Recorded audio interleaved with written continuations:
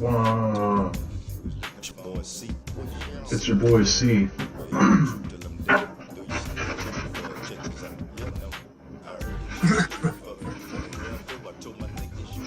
your boy C, dog.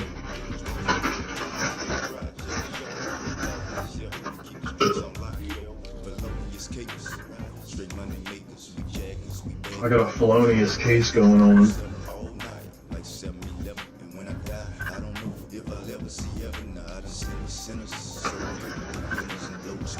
We don't even have 7-Eleven in we're C Murder Town. What is he talking about?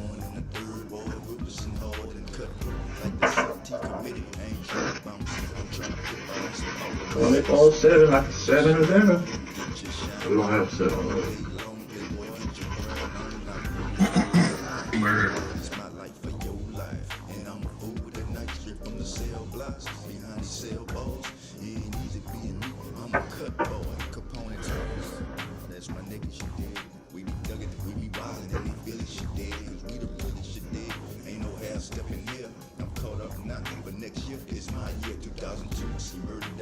Next year is my year, 2002. Okay.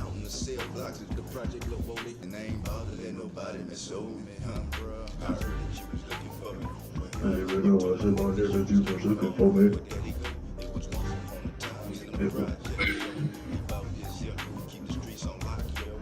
I heard that you was looking for me. It was once upon a time in the projects, yo.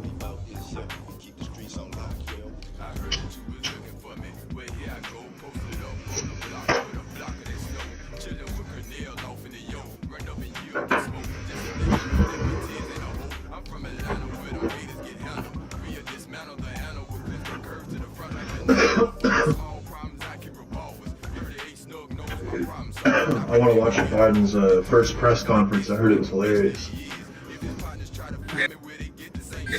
One question about Phil. Huh? You need to ask one question about Corona. Did you watch it? No, that's just what I saw on Twitter. That's fucking funny.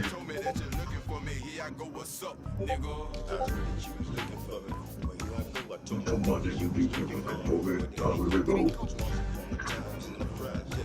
People always ask me, why do you always do that C version? It's like, I ran up on it.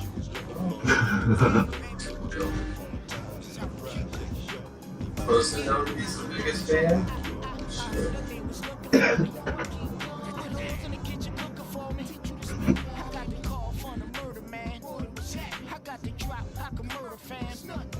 Just give me the word. I send him a bird. Put 10 in him, I finish him, is finishing her. See, we flossing home. Sing out on. Rose gold chain. Rainbow rocks is the color black. If they looking, I ain't hard to find. I stick out like a sore thumb with all this shine. I got a killer mentality. I get you clip long distance. I'm gonna get you clipped long distance.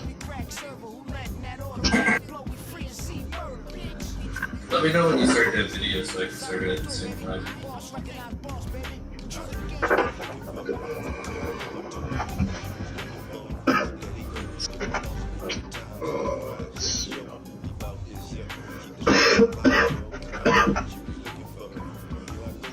I'm ready to press play when you are.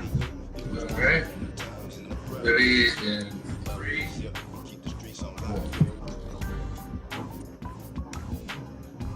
This film is based on extensive research and includes evidence of both British and American inquiries. That sounds legit. That's legit. I heard that you was looking for me. I'm the Titanic. So we are currently at 142,320 deaths today. Can we get that number higher? Can we get to 200,000 deaths tonight? Are the largest moving object ever fashioned by the hand of man. Get him up It was an there. iceberg on its maiden voyage and sank in the middle of the North Atlantic. An iceberg. 1,500 lives were lost. The tragedy has been well documented in books, and on film. No matter how often the story is told, it never fails to capture our imagination. Yeah. Yet, it is a story Yes, that my has left many imagination. questions unanswered. Now, for the first time, we take a fresh look at some of the mysteries surrounding the Titanic and reveal evidence that leads to a compelling and shocking hypothesis Gonna say that, that like, the ship that plummeted Jews 2 miles or to the bottom of the sea was What you not said? the Titanic, you're just gonna say that, like, the Jews but did it its or sister ship, something. the Olympic. Is JP Morgan Jewish? I don't know. I don't believe so. That sounds like a Catholic name. Yeah. Well, I know I'm JP Morgan. there's a disgusting fat man who, like, he was, like, the grossest person in the world. Just Kim Jong-un, but white. He was, like, way fatter, larger, and grosser. We need a fat president, dude. We haven't had a fat president since fucking Taft. Were built for Well, the I mean, Star Line Trump by was pretty Belfast fat. shipbuilders Harland and Yeah, Wolff, but we need like whose chairman was fat, Lord Peary. like been fat most of your Harland life. and Wolff built ships almost Like- exclusively for the White Star Like, just a Line, which disgusting was acquired fat. in 1903 by American financier Like, J. almost Pierpont obese. Morgan's International Mercantile Marine. This was part of a drive to create a monopoly on the lucrative North Atlantic passenger trade. Chairman of the White Star Line was J. Bruce Ismay.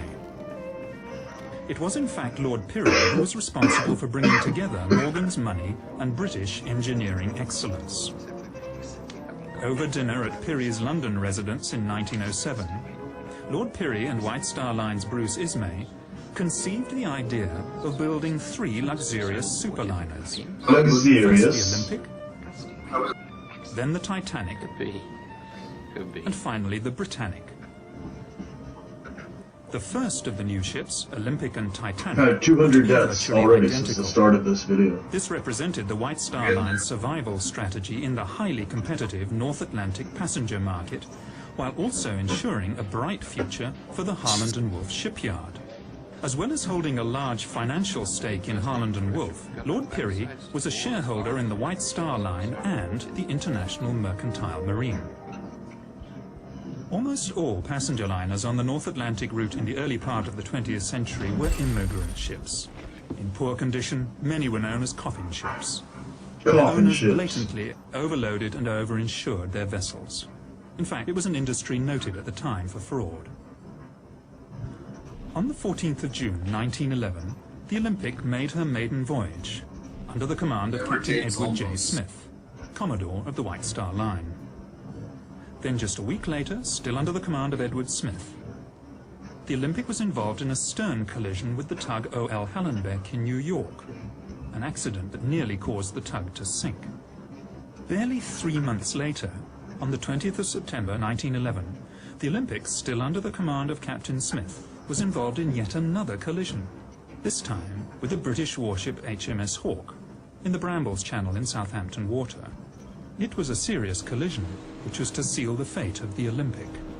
Pulled in by the suction from the Olympic's great propellers, the Hawke is irresistibly drawn towards the larger vessel, and the two ships collide.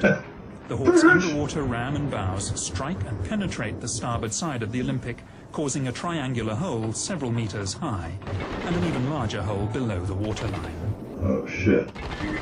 Any accident involving a Royal Naval ship was investigated by the Admiralty, who, not surprisingly in this case, found that the Olympic was at fault, even though the evidence, including eyewitness accounts, suggested otherwise.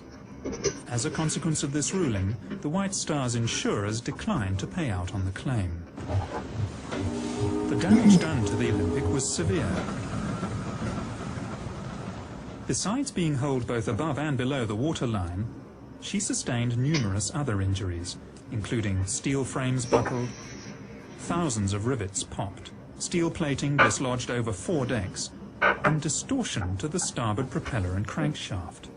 To make matters worse, Distorted my the keel was starboard. bent, giving the ship a pronounced list. Oh, let me see this robot you got. Interestingly enough, when 6 months later the ship which came to be known as the Titanic made her maiden voyage out of Southampton, second-class passenger Lawrence Beasley, a science teacher, Lawrence noted Beasley. that the ship seemed to have a slight but permanent list to port on the first part of the voyage, a fact noted by several other surviving passengers. The great hull was patched up in Southampton by riveting steel plates below the waterline and reinforcing with wooden beams above. Damn it. This work took over 2 weeks, suggesting just I how like to serious the reinforce damage my was. ship with wood. In October 1911, My with these wooden temporary bow. repair works in place, the Olympic then limped back to the Harned and Wolff shipyard in Belfast for more permanent repairs to be done. In fact, some of those temporary repairs failed during the voyage to Belfast. By the way, remember By the that way, although this is a model of the Olympic, the two ships were virtually identical. It's this fact which made a conspiracy feasible. A conspiracy of monumental proportions. The starboard propeller is going to have to be replaced. And the crankshaft is damaged. There's a crack between the arm and the shaft. reenactments. But worse, the keel is bent. That's going to give her a permanent list to port, and there's no way we can correct that. We're going to have to cut the ship in half, insert a new frame, and then put it all back together again. The job is going to take months, and frankly, for what it's going to cost, I think it's simply wasting time.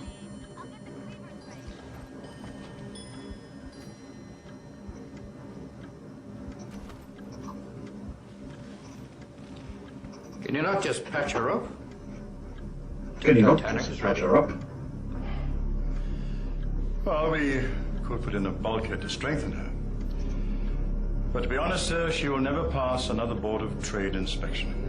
Never pass another inspection again. I don't care about The Titanic that. was nearing completion, but all work on her stopped so that every effort could be put into the repair of the Olympic. This work took 7 weeks instead of the 2 weeks originally planned, and involved replacing steel plates along fully 1/3 of the starboard side of the ship. Another indication that the damage was far worse than was originally thought. Now look I at hadn't this. originally thought that. This is a film of the Olympic backing out of the dock in New York. You can see where she's been patched up on her starboard side. It's a huge area. And that's just the damage above the waterline. In order to get the Olympic back to sea and earning a profit as soon as possible, the starboard propeller, stamped with the Titanic's number 401 and not yet fitted to the Titanic, was fitted to the Olympic. This is a fact of some considerable significance, as we shall find out later. The Olympic's troubles, however, were only just beginning.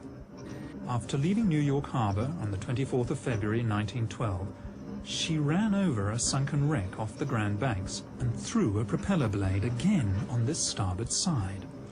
The loss of the propeller blade shock-loaded the engine and drive shaft and placed enormous stresses on the already weakened liner.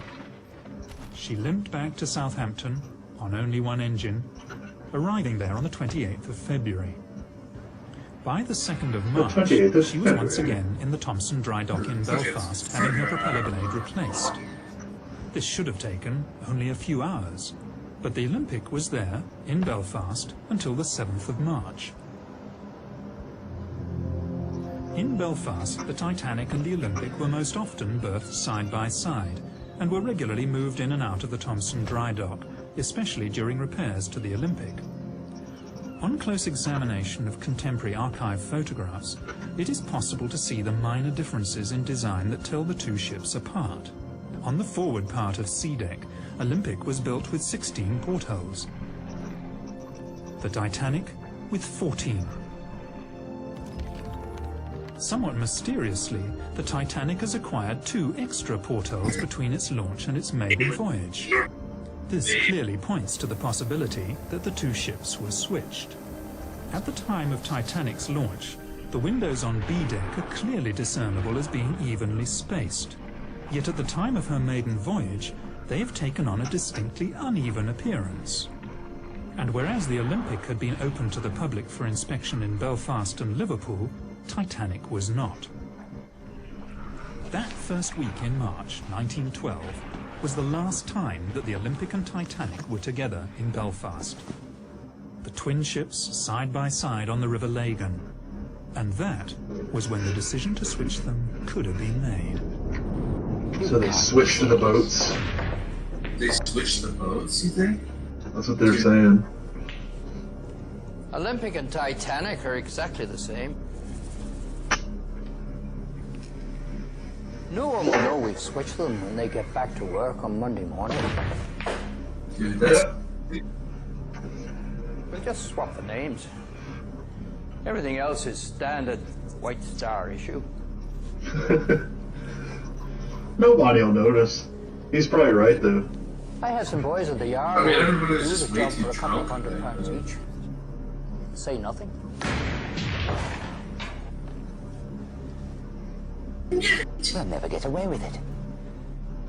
If word of this gets out, It's either that, Ismay, or we both go down. White Star Line and this yard. Hey, once again, my clown with no sneak is fucking me over. There isn't. We have no choice. We have no choice. We have to switch these boats. right? Gigantic ships. That's it then. There's no other way. We can't just cut our losses and say we fucked up.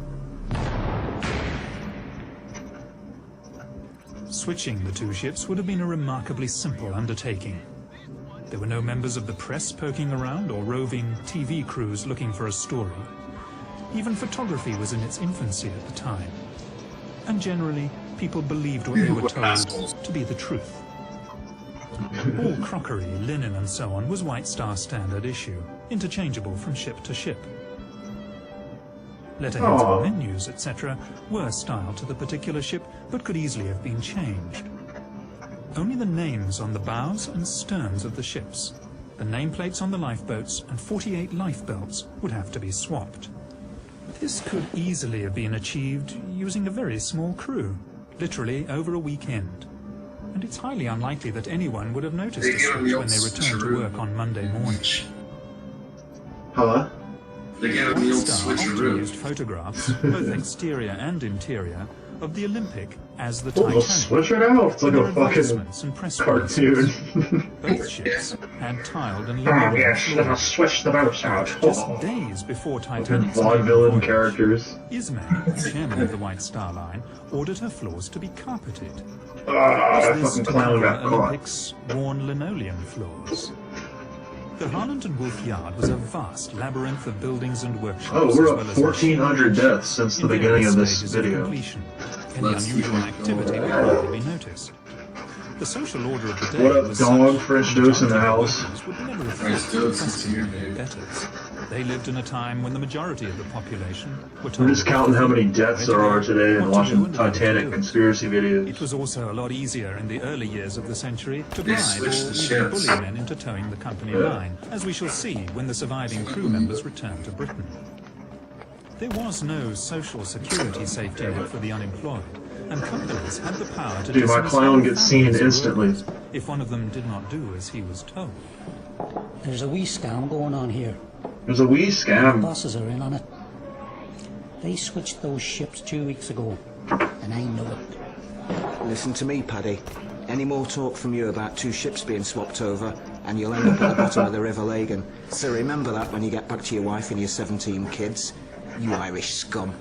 You 17 The kids. Olympics' original sea trials, conducted by the Board of Trade, lasted 2 full days, while the ship was put through its I paces. do think that this Strangely, the anti-Irish Titanic is very sea funny, trials though. were a most peremptory Yeah. affair. No strenuous maneuvers were carried out.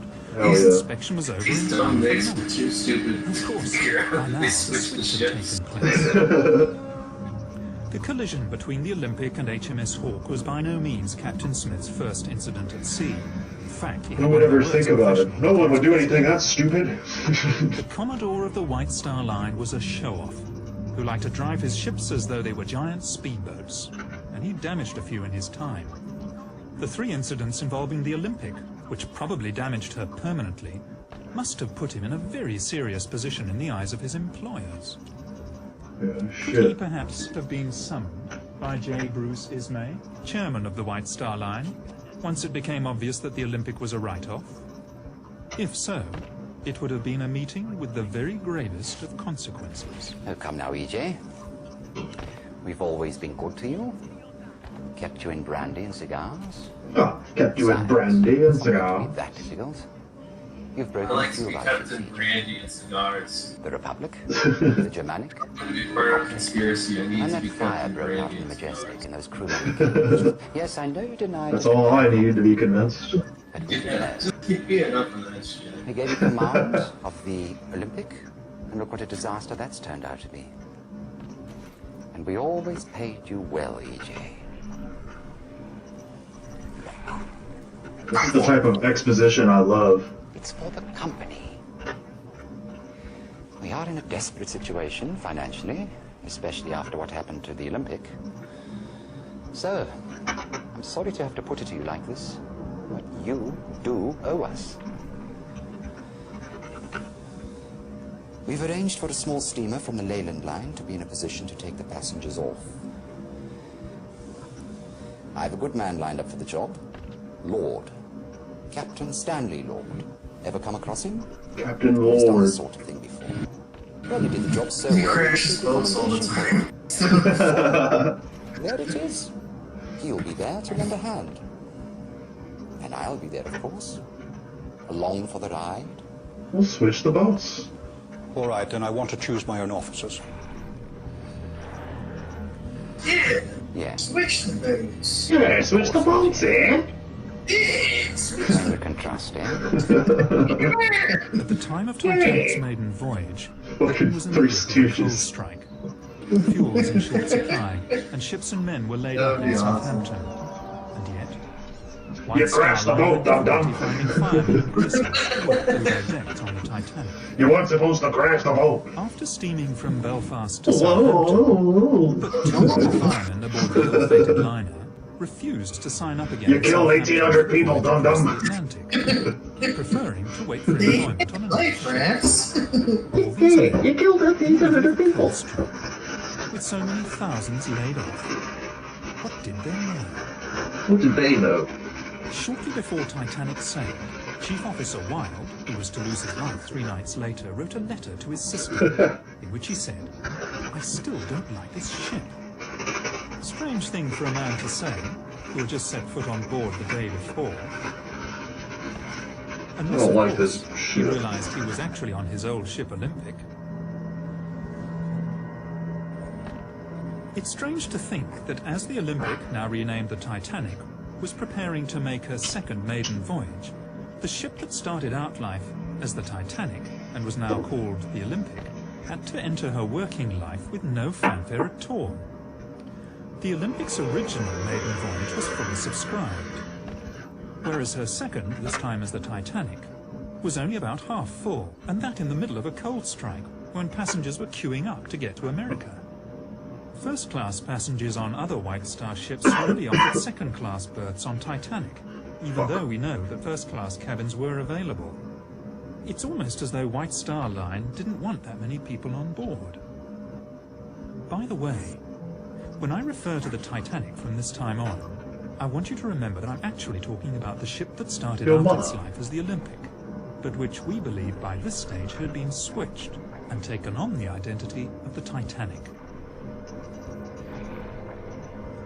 The coal strike is important for another, possibly more sinister reason. Most other ships were desperate for coal, and passengers and cargo destined for the New World were stuck in Europe. Yet, the Leyland liner Californian, under the command of Captain Stanley Lord, left the port of London on the 5th of April, 1912, just 5 days before Titanic's departure from Southampton, not only fully coaled, but apart from her own crew, Dude, real French notes, you couldn't find Tyrese needs a with more mugshot. than enough coal to get her to the United States, she headed off into the middle of the Atlantic Try at full speed, Atlanta. empty. He always says he got arrested in Atlanta. Sweaters.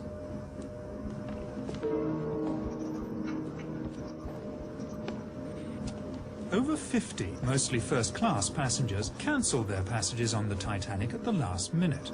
Many of them close friends and business associates of J.P. Morgan. Ah. Morgan himself cancelled his passage at the 11th hour, despite having the best suite on the ship, It's like people not showing up to work on 9/11. 2 days after the sinking, an American Yeah, reporter you know, found him in sometimes perfect they- health at the French resort of Sometimes you and all your Wasteland. friends just don't show up. Morgan also had several valuable bronze statues, which he was planning to import to the United States, taken off the Titanic an hour before she sailed. Could Morgan have known the fate of the Titanic fully 4 days before the disaster? Yes. Florence Ismay, wife of J. Bruce Ismay, also turned down the opportunity of taking the maiden voyage on the world's most luxurious liner, preferring instead to take their children on a I love motoring to take my holiday children on a motoring after holiday. first claiming ill health. Now there's one thing that sailors fear above all else, and that is fire at sea. And yet when Titanic cast off from Southampton, there was a fire smouldering in number 10 coal bunker. Who went number Instead of 10? putting out the fire, the bunker was actually topped up with 400 tons of coal. Captain Smith knew it, the ship's officers and chief engineer knew it, as did those who What was worked that? heartily to put it out. The fire that had been smouldering in coal bunker number 10 had been smouldering for a week, and yet it was kept from the Board of Trade Inspector Maurice Harvey Clark, who at the British inquiry denied all knowledge of I it. gotta go see the doctor because Could the fire in coal bunker number 10 have been fucked plan up. B? If all else fails, tell the passengers there's a fire, vent the smoke through the ship, and get them off that way. Captain Stanley Lord and the Californian had left the port of London in a great hurry, ostensibly bound for Boston. Then, on the evening of the 14th of April, the ship came to a dead stop in the middle of the ice field.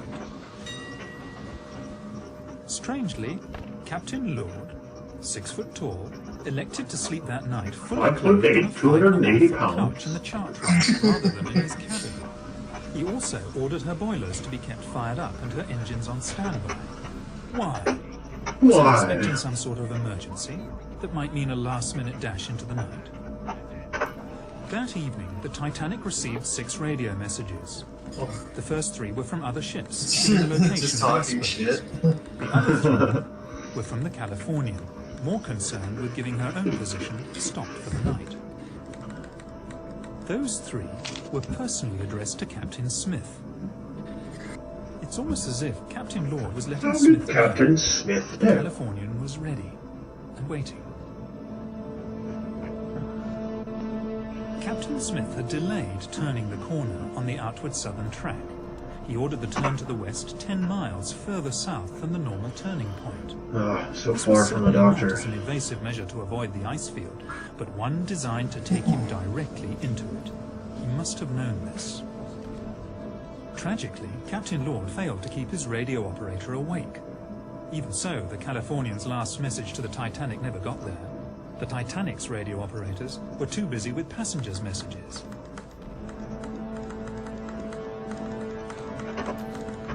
It was standard practice of the day for captains to run their ships at full speed through the ice field. Any object large enough to damage an iron steamship would be seen in plenty of time to avoid it. Other ships in the vicinity cruised on at full speed on that night, so in that respect Captain Smith was by no means unique. So why, then, was the Californian stopped? Had she reached her destination, and was she now waiting? Sometime before 11 p.m., lookouts Fred Fleet and Reginald Lee came on watch and climbed to the crow's nest. Captain Smith retired for the night, but coincidentally, like I Stanley retired Lord, for the he night. also chose to rest fully clothed, not in his own cabin, but in the chart room behind the bridge, almost as if he expected to be called back to the bridge at any moment. Sometimes I'm just expecting to be called back to the bridge. It was very cold Sometimes outside, me and and few, if any, passengers would have been on deck. Officer Murdoch was standing on the open part of the starboard side of the bridge when I'm he already saw getting the iceberg boned by all these about 800 fucking feet guys. ahead. He ordered the ship turned to port, and inexplicably, engines full astern. By reversing the engines, Murdoch was actually increasing the risk of collision, something he must have known. Maybe Murdoch, hand-picked by Captain Smith, was deciding to give the iceberg a nudge anyway. Given that the turning circle of the Titanic was 1,280 yards and the stopping distance 850 yards, Titanic should have been able to avoid the iceberg with the greatest of ease, even allowing for a slight delay while orders were given to return the ship to port. So why didn't it? Second Officer Lightholler told the inquiry that before going off duty for the night, he would have been easily able to see an iceberg from 1.5 miles, probably 2 miles away. He also said that the iceberg would have been just as visible from the bridge as from the crow's nest. Plenty of time to turn and avoid it then. In an emergency such as this, it was never a good idea to turn your broadside to danger. Even if Titanic had rammed the iceberg head-on, it would have stayed afloat. Although up to 250 crewmen would have been killed while they slept in their bunks in the bow. Apart from those on the bridge, I'm sure they wouldn't and be of course sleeping. those in the forward boiler rooms, the glancing blow with the iceberg would have passed virtually unnoticed. The vibration felt by some of the passengers was almost certainly that caused by the reversing of the engines, and by the time anyone noticed what had happened, the iceberg had slipped away into the night. Captain Smith was on the bridge in a matter of seconds, but instead of a general call to stations, his officers acted as though there were no emergency at all. Second Officer Lightholler, awakened by the sound of steam letting off, claims to have stayed in his cabin until another officer came to get him. His evidence later, to the effect that he had stayed there because he was off duty and thought he should stay where he would expect to be found, simply does not ring true. I'll stay back. You go on the ship that's going to be It doomed. was only a few seconds walk from his cabin in the officers' quarters, and he should have gone straight there at the first hint of trouble. So why didn't he? A few passengers came out of their cabins to see why the engines had stopped, but for the first 40 minutes after the collision, there was really no sense of danger at all. One can understand this frame of mind on the part of the passengers, even on the part of the crew. Pressurized, like, except for those who were dousing the fires in boiler rooms 5 and 6. After all, they thought they were on an unsinkable ship. Spraying it down with The what? captain and the officers They're spraying down were a in full government possession building of the with facts. fucking odd There shit. is really no excuse. They did it because Those they guys know how expected to be fucking rescued. riot, man. Why were they doing that? It was 35 minutes to before the first protest, distress signal was sent. They thought that they weren't 45 minutes enough before the places first for radio the, emergency, for the CQD, crops. was sent. They're farmers. 45 minutes Oh, before weird. starting the pumps. That's awesome. 45 minutes before starting to prepare the lifeboats. And a full hour and 25 minutes before the first one was launched. Only 6 crew members were on watch at the time Titanic struck the iceberg. First Officer Murdoch and Sixth Officer Moody were later drowned. Of the surviving crew members, Quartermaster Alfred Oliver was aft of the bridge at the time and saw Rupert Murdoch. Helmsman Robert Hitchens was hastily transferred to a job as harbour master in Cape Town, which leaves lookouts Frederick Fleet and Reginald Lee. At the British inquiry, as a General witness, Reginald Lee? Frederick Fleet was clearly defensive, edgy, obviously didn't trust his questioners, and at times was downright surly. But then he was under the watchful gaze of J. Bruce Ismay, the chairman of the White Star Line, and the lawyers. I'm no judge of distances or spaces. Was it a mile away, or how far away was it? I cannot say. Can you not give any instruction? No, sir. Was it half a mile? I cannot say. It is impossible to tell. Was it as far away as the boat's length? I could not say. Can you not say anything about it? No, sir. You really do not understand. That gentleman is not trying to get round you at all. Some of them are, though. Is there any more I'd like to have a go at me? What is these effects? When Titanic came to arrest, Captain Smith asked the fourth officer, Joseph Groves Boxall, to work out a position. It is clear from the records that Titanic's navigator worked out a position that was 12 miles away from where they actually were. This was to prove a fatal mistake. We know he was 12 miles out in his Fatal calculations mistake. because of the actual location of the wreck. The position that Boxall gave would have put the Titanic within sight of the Californian. Was that where he thought he should have been? For some reason, Captain Smith ordered the Titanic to move half speed ahead for another 5 minutes before stopping the engines again for the last time. Maybe he was heading towards the ship whose lights could just be made out on the horizon, expecting it to be the California. Several survivors mentioned the sighting of a ship. No, I have not seen Terry Seed's mugshot. The Titanic could easily have steamed there, yet Smith was content to assume the ship would sail over to him, because he believed it was the California. At this point, let's examine what's happened so far. A stricken ocean liner is dead in the water. A rescue ship, the Californian, is standing by. Messages have been sent to Captain Smith from the Californian, stating exactly where she is waiting. Captain Smith can see a stationary ship on the horizon, and having received inaccurate information from 4th Officer Boxall as to his position, he assumes it's the Californian and everything's going according to plan. At about midnight, the Titanic started sending up her distress rockets, red, white and blue. Rockets could also be seen from the bridge of the Californian, and this was duly reported to Captain Lord. Captain Lord asked what colour the rockets were. They were all white. Over the next 2 hours, Lord repeatedly asked his officers about the colour of the rockets. Was he expecting to see red or blue signals? Very likely. But whether he was or not, the answer from the bridge was always the same. Only white rockets could be seen. He therefore, rightly, assumed that the rockets were not coming from the Titanic. Survivors reported that the rockets launched from the bridge of the Titanic soared up several hundred feet into the night sky, bursting with an ear-splitting report. The rockets from the ship that was visible from the Californian only went as high as the top of her mast, and even at 4 to 5 miles distant, the officers would have quite reasonably expected to hear a report. They heard nothing. It seems most likely that the ship seen from the Californian was a wooden sailing bark called the Samson, conducting illegal seal fishing activities on the ice floes at the time. The white rockets she was firing, to mast height only, were intended to recall her small rowing boats.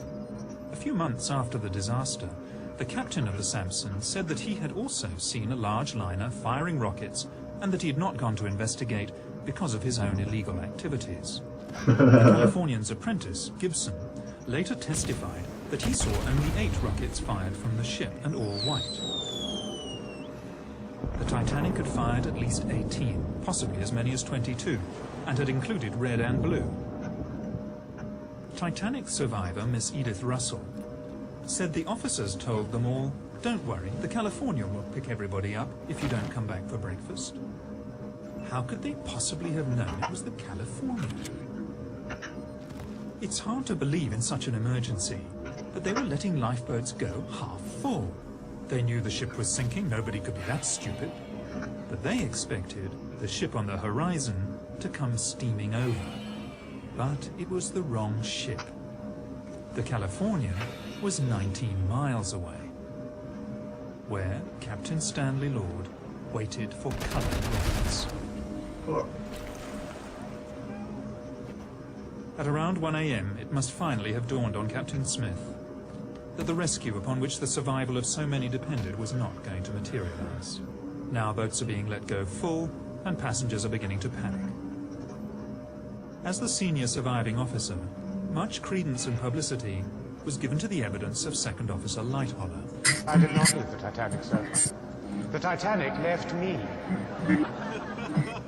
He was evasive in response to pertinent question at the American and British inquiries, out to protect first and foremost his own reputation, and then that of the White Star. The British inquiry, he claimed, the Titanic began her turn to port before the lookout drank down in the crow's nest. How would he have known this? He said he was in his cabin at the time. Lightholler also said at the American inquiry, there was no mist 10 minutes before the ship struck the berg, flatly contradicting the evidence of the 2 lookouts.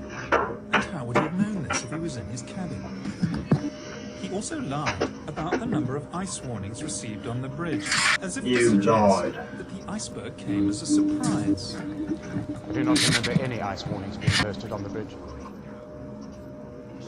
Lighthopper, along with second radio operator Harold Bride and ship's baker Charles Joffin, all claimed that after getting off the Titanic, they stayed in the water for up to an hour. I was in the water for between half an hour and an hour before I tried to board the upturned collapsible.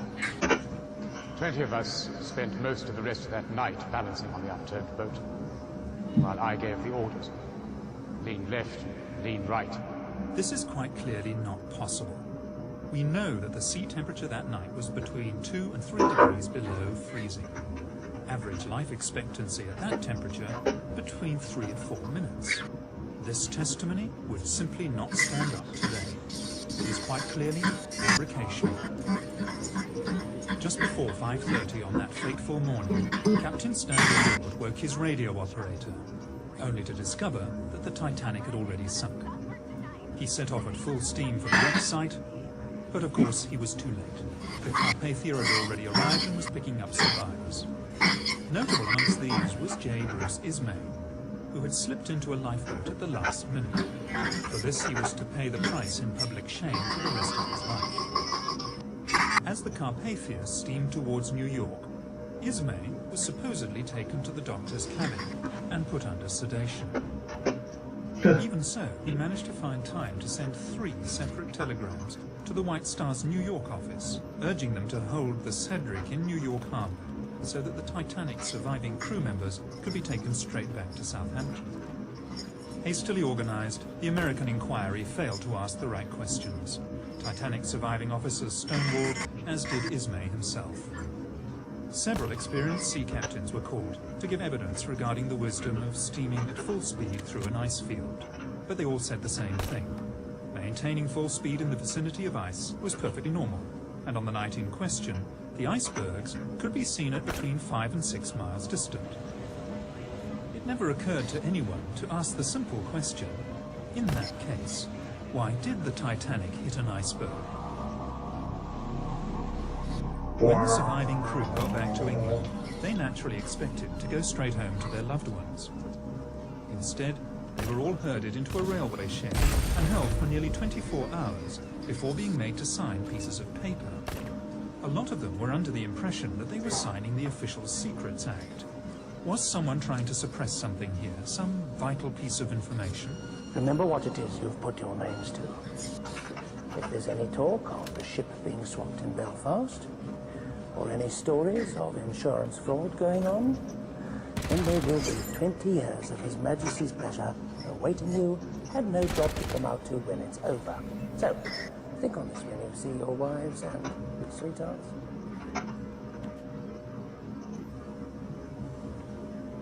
Ismay, Lightoller and the other surviving officers all came back to England on the steamship Adriatic. There can be little doubt as to the main subject of conversation on their voyage. They were all to be star witnesses in the forthcoming British inquiry. Yeah, I was one of the star witnesses in one of those inquiries. Now it is unlikely that a fraud of such immense proportions could have been undertaken without the collusion of the authorities, notably the British government, as we shall see later when we look at the inquiry. In fact, it makes perfect sense for the government of the day, under Prime Minister Lord Asquith, to have colluded in a cover-up. That does not make sense. You'll never believe what they've just done.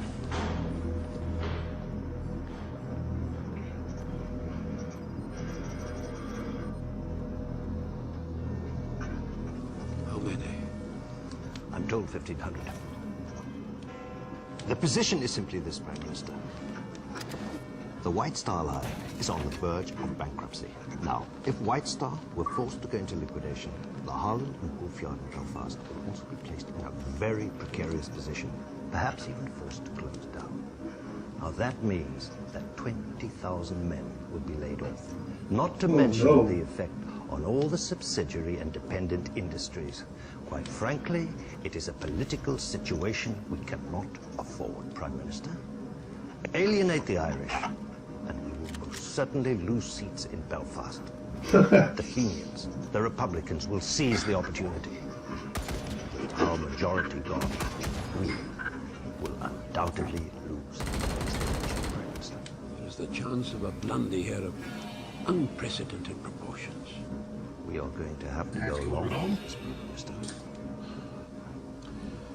I will not see a stain put upon the British government. Not for the White Star Line, not for Holland and Wolf, not for the Irish, and certainly not for the interests of J.P. Morgan. I would also remind you, Prime Minister, that as part of the arrangement for an American company to acquire the White Star Line, J.P. Morgan agreed that this government could requisition his ships as Royal Naval Reserves should the need arise. I would also remind you, Prime Minister, that the situation in Europe is becoming ever more doubtful. If the White Star Line were to go into liquidation, the major creditor would be J.P. Morgan himself. Now, as both owner and banker, he would certainly exercise his rights to seize his assets. And we would lose all those ships, Prime Minister. It's a sad day for England. The policies of a British government are dictated by greedy businessmen. And if it ever became public, doubtless It must never become public. run the show.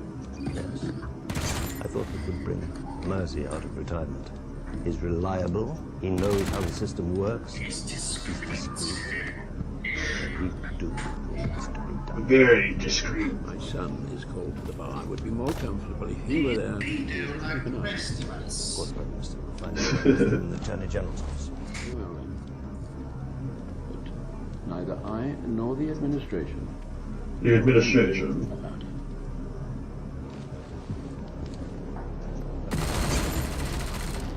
So, the Board of Trade inquiry was to be conducted by Lord Mersey, President of the Board of Trade and no stranger to the art of cover-up. It's an art, really. Loss of life was in part due to outdated Board of Trade regulations regarding the number of lifeboats to be carried by ships and the safety of ships at sea generally. It was hardly likely that the inquiry was going to be too concerned with uncovering the truth, the Board of Trade being both plaintiff and defendant in the case. The hearings were held at the Scottish Drill Hall in London, where the acoustics were so bad that spectators in the public galleries found it difficult to hear everything that was said. Lord Mersey had complained about the unfortunate choice of venue, but then again it had been booked by his son. Harold Sanderson, representing Harland and Wolff, repeatedly made the mistake We'll hold the meeting in this hall where nobody can hear us. the Olympic. As for Lord Mersey himself, he simply didn't ask or allow to be asked the right questions. The press, who were there throughout the hearings and could have done something about it, were more interested in the scandal surrounding the lucky escape of J. Bruce Ismay. Other expert naval officers told Lord Mersey that even on a moonless night there'd be no difficulty spotting an iceberg from as far away as 6 or even 10 miles. Remember, the full turning circle of the Titanic at top speed was only 3/4 of a mile. The whole British inquiry was a whitewash. Captain Smith would not be blamed because he was no longer alive and could not defend himself. The lookouts were not to blame. The design and construction of the Titanic was not to blame. Neither were her officers or her owners. In fact, no one was to blame, except Captain Lord. Captain Lord. Captain Lord stood alone. If Lord Mersey heard anything at the inquiry that he didn't like, he simply ignored it. She looked like a small tramp steamer about 5 miles away. They were firing rockets just after midnight. Altogether, she fired 8 rockets, and all white, and rose no further than the masthead.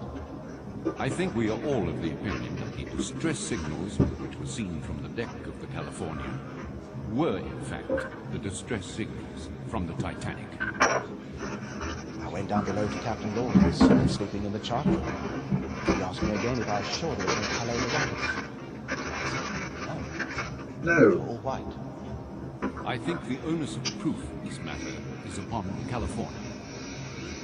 That it will be for the Californian to satisfy us that they were not the signals of the Titanic.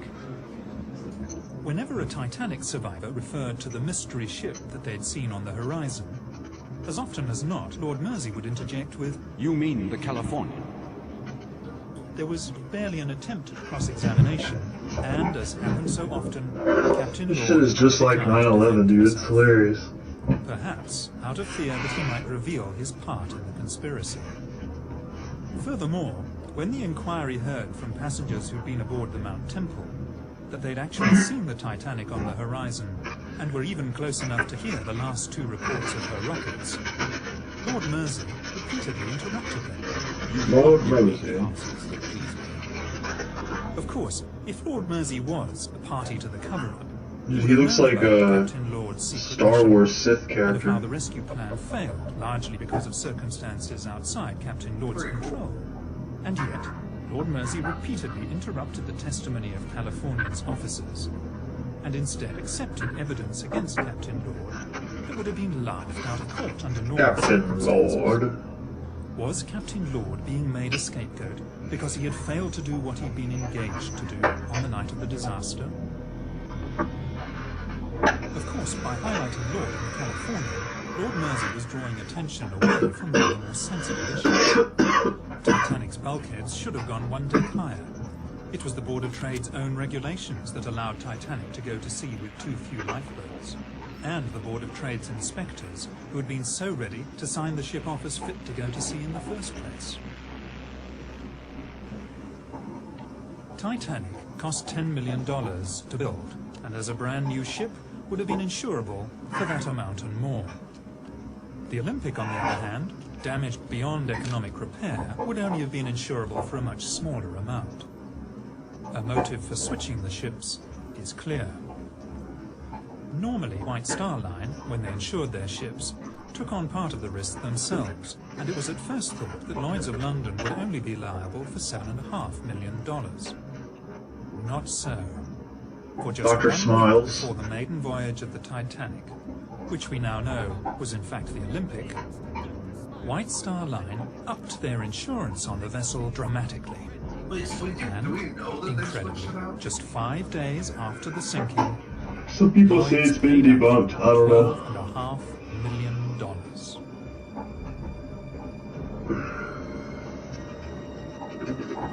Although 3/4 of a century at the bottom of the Atlantic Ocean did not exactly preserve Titanic in museum-like condition, there is enough left of the wreck to give us more than just an idea of what really happened.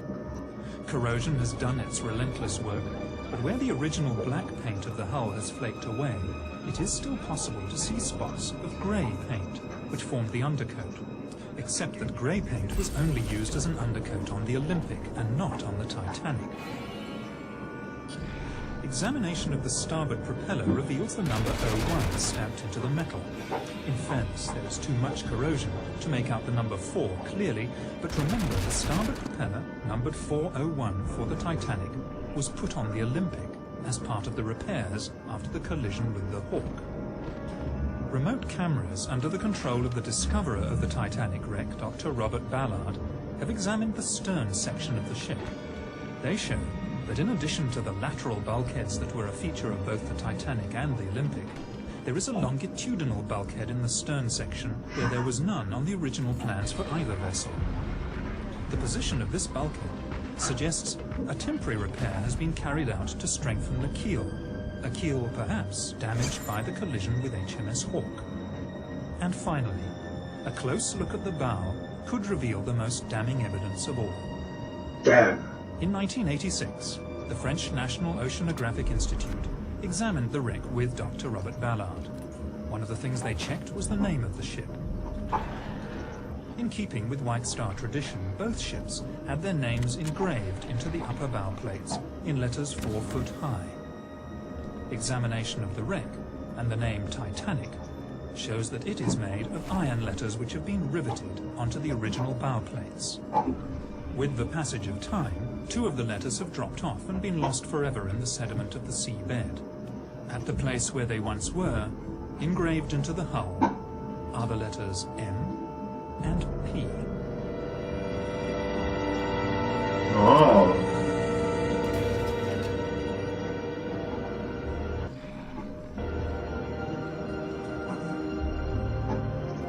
Titanic.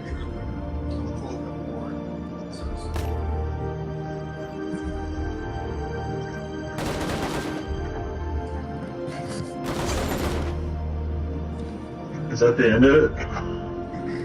Yeah.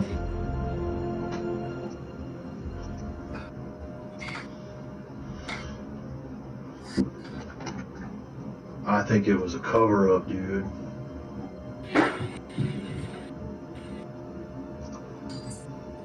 Check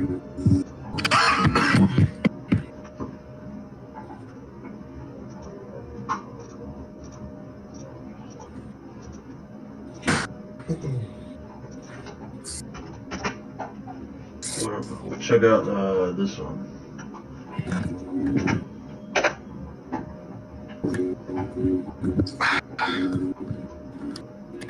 Alright, pull this up.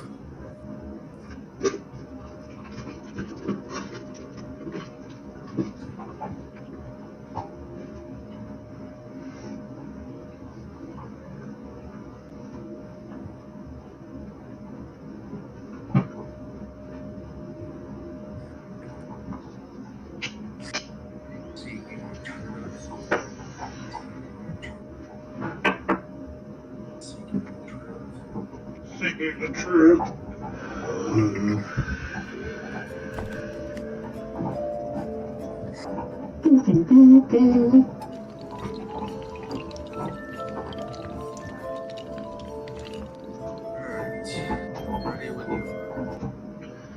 Alright. You want to count it? 3, 2, 1,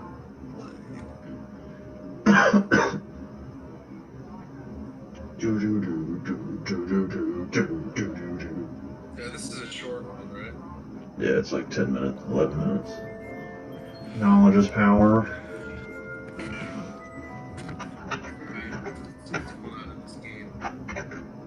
New evidence has emerged that J.P. Morgan deliberately orchestrated the sinking of the Titanic in order to form the Federal Reserves. What's up, everybody? Truth Seeker here. Truth Seeker here. In 1889, Morgan Robinson wrote a book entitled Wreck of the Titan about a luxury liner deemed the unsinkable that was going too fast in the North Atlantic and hit an iceberg, killing almost everybody on board. Anon News reports 14 years later this fictional book 14 years later. real life exactly down to the name, with the wreck of the Titanic, but this time it would have major political implications. Some of the wealthiest men in the world were on that ship, and some were opposed to the Federal Reserve and central banks. Let's go through some facts about the whole Titanic operation. J.P. Morgan funded and built the Titanic. J.P. Morgan was booked on the voyage but canceled at the last second. A friend of J.P. Morgan, Milton Hersey, also canceled at the last moment and survived to build the Hersey food empire.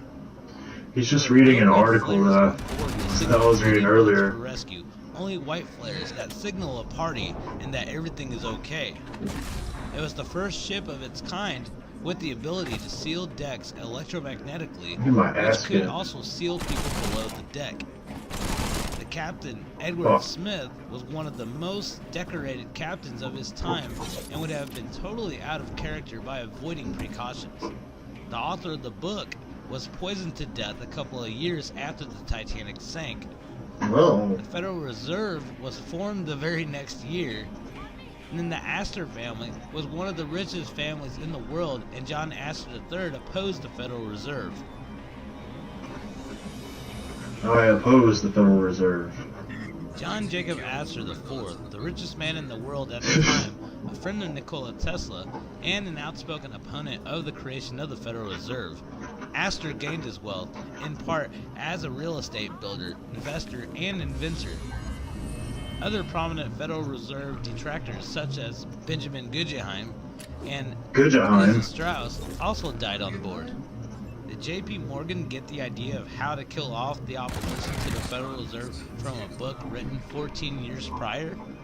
This was a book below titled The Titan, published 14 years before the Titanic sank. And look at the similarities. Did they hatch a plan at Jekyll Island to build a ship to eliminate the competition? Similarities to the Titanic. Although the novel was written before the Olympic-class Titanic had ever been designed, there are some remarkable similarities between the fictional and real-life counterparts. Like the Titanic, the fictional ship sank in April in the North Atlantic, and there were not enough lifeboats for the passengers. There are also similarities between the size 800 feet long for the Titan versus 882 feet and 9 inches long for the Titanic, speed 25 knots for the Titan, 21 knots for the Titanic, and life-saving equipment. Beyond the name, the similarities between the Titanic and the fictional Titan include described as unsinkable. The Titanic was the world's largest luxury liner, 882 feet, displacing 63,000 long tons, and was once described as being practically unsinkable. The Titanic was the largest craft afloat and the greatest of the works of men, 800 feet, displacing 75,000 tons, and it was considered unsinkable. Shortage of lifeboats. The Titanic carried only 16 lifeboats, plus 4 Engelhard folded lifeboats, less than half the number required for the passenger capacity of 3,000. The Titan carried as few as the law allowed, 24 lifeboats, less than half needed for her 3,000 capacity. Struck an iceberg. Moving too fast at 22.5 knots, the Titanic struck an iceberg on the starboard side on the night of April 14, 1912, in the North Atlantic, 400 miles away from Newfoundland. Also, on April night, in the North Atlantic, Newfoundland, Terra Nova, the Titan hit an iceberg while traveling at 25 knots, also on the starboard side. Sinking. The unsinkable Titanic sank, and more than half of her 2,200 passengers died. The indestructible Titan also sank, more than half of her 2,500 passengers drowning. Went down bow first, the Titan actually capsized before it sank. It's this purple one over here, but he's not doing a There really really good is a job. lot of similarities here, and there's no telling at times like this, At times like people were this. able to get away with. There wasn't, satellites, and there wasn't people with smartphones. There wasn't, too much anything for people to actually communicate to. These people were out in literally the middle of nowhere, out in the middle of the ocean. Anything could have happened to that ship, and all we know is the stories of the people that were supposedly survivors. This stream is sponsored to you by Seeking the Truth is my favorite channel. And pretty much the majority of the people that got off that ship Real French Dose, he found Tyree Seed's mugshot. There was even guys pretending to be women carrying children. There was just a whole bunch of crazy stuff like that. But these rich people got off that Real ship, French Dose and found made sure Tyree Seed's that the story mugshot. that they had stuck. And that's what everybody kept repeating forever. Dude, hell Just yeah. like how all the stories happen now with today's false flags. I mean, tragedies Hell that yeah. happen. We definitely live in a world where rich elite people Dude, make anything happen. upload that shit. And they can make How anybody believe any how can you story send that it to they me? I want want. to put it on the stream. Always receive an outcome to their favor. I gotta restart this fight, dude. Our whole team is fucking dead. But I think that day in history is finally over. Yeah. And this now Finally being the over, digital man. era, the age of information, where Right, we're age of all information. actually linking together and sharing with each other now, and actually starting to wake up and ignore what the mainstream media has to tell everybody. Yeah. At the We end. basically started a whole new revolution. He basically started a new revolution, dude. A whole new era is here. And we're going to start busting out all the shadiness that happened throughout history all the way till now. That's our job as alternative media. And that's your guys' job. He's as alternative critical thinkers. media. It's very serious times that we live in right now. Right now, the decisions that we make and the things that happen are very, very important to our future right now. There's going to be a lot of changes Alright, happening. I in can't the listen to this guy talk anymore. He's an idiot. Yeah, he sounds fucking stupid. Alright, listen, we gotta get our heads in the game here and figure out what's going on. I'm not doing my part here. Have you seen The Hidden Secrets of Money? I ain't got much.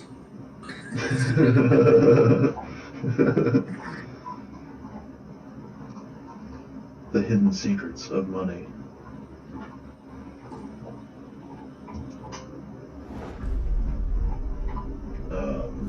Your true wealth is your time and freedom. Money is just a tool for trading your time. It's a container to store your economic energy until you're ready to. Alright, I gotta kill these fucking clowns. And has been fooled into using currency. Yeah. Is silently stealing your two most valuable assets, your time and your freedom. Welcome to the cabin. We are entering a period of financial crisis that is the greatest the world has ever known. I'll keep my robot out here. The transfer that will take place during this decade is the greatest wealth transfer in history. Wealth is never destroyed, it is merely transferred, and that means that on the opposite side of every crisis there is an opportunity. The great news is that all you have to do to turn this crisis into your great opportunity is to educate yourself. I believe that the best investment that you can make in your lifetime is your own education. Education on the history of money, education on finance, education on how the global economy works, education on how all of these guys, the central bankers, the stock market, how they can cheat you, how they can scam you. If you learn what is going on and how the financial world works, you can put yourself on the correct side of this wealth transfer. Winston Churchill once said that the further you look into the past, the further that you can see into the future. This program is all about creating your own crystal ball, being able to gaze into the future, being able to change this crisis, the greatest crisis in the history of mankind, into your Oh shit. There's DROOLS over there. You gotta watch out for those. I can't get anywhere near those guys right now.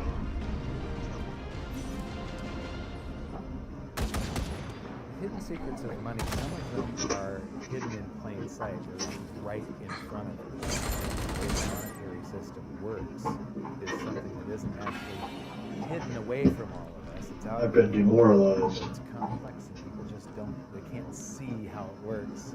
It's hard for them to imagine that we're living in such a hoax. Others are meant to be secret, but the truth is fully known, like the Federal Reserve being a private corporation and not really part of the U.S. government. But when I started studying this, what I found was that there was no place that I could point people to where they could get it all in one spot. So I just write my book about it and consolidate monetary history techniques. Here comes Party Pal. There's a lot of small That's my healing robot. I've sort of made my job to lift the fog.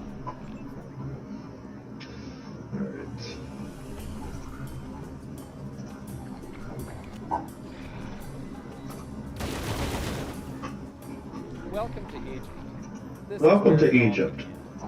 Roughly 5,000 years ago, the Egyptians started using gold and silver as their predominant form of currency. But it was not yet money. The pieces of gold and silver that they were using were odd sizes and weights, odd purities, so it still was not interchangeable, where each unit is the same as the next. This meant that nothing really had a price yet.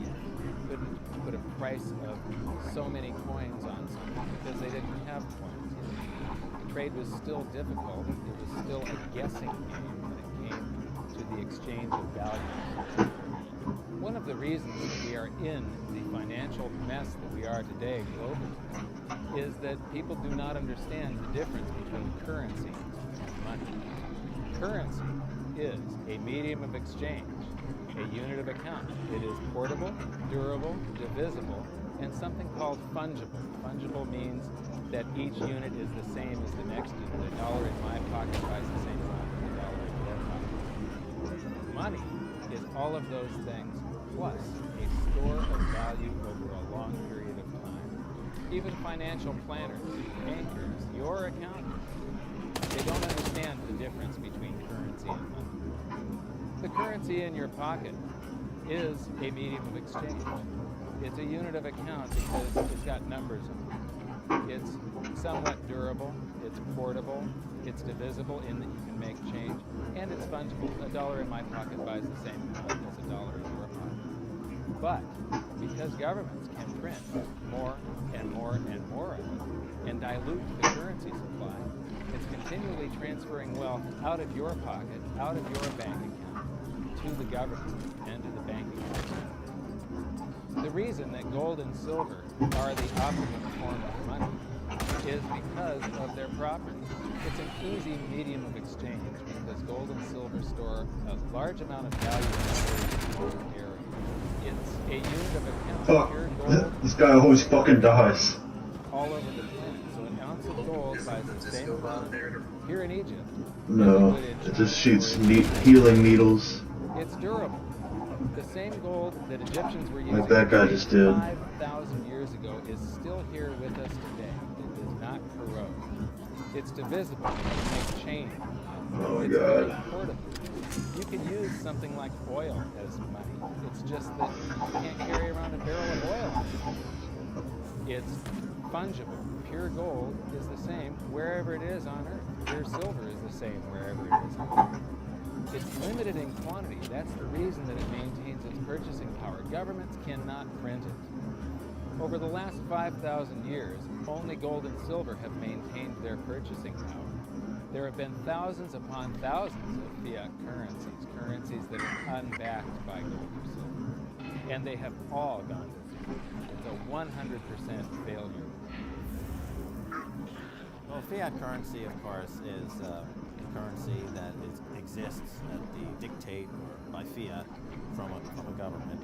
So they have their printing presses, and the paper money rolls off the printing presses. And then they give it the fiat designation, which makes the currency official. It's just worthless paper. But when Ben Bernanke gives it the special sign, and they have the cult meeting at the federal committee meetings, it suddenly becomes currency.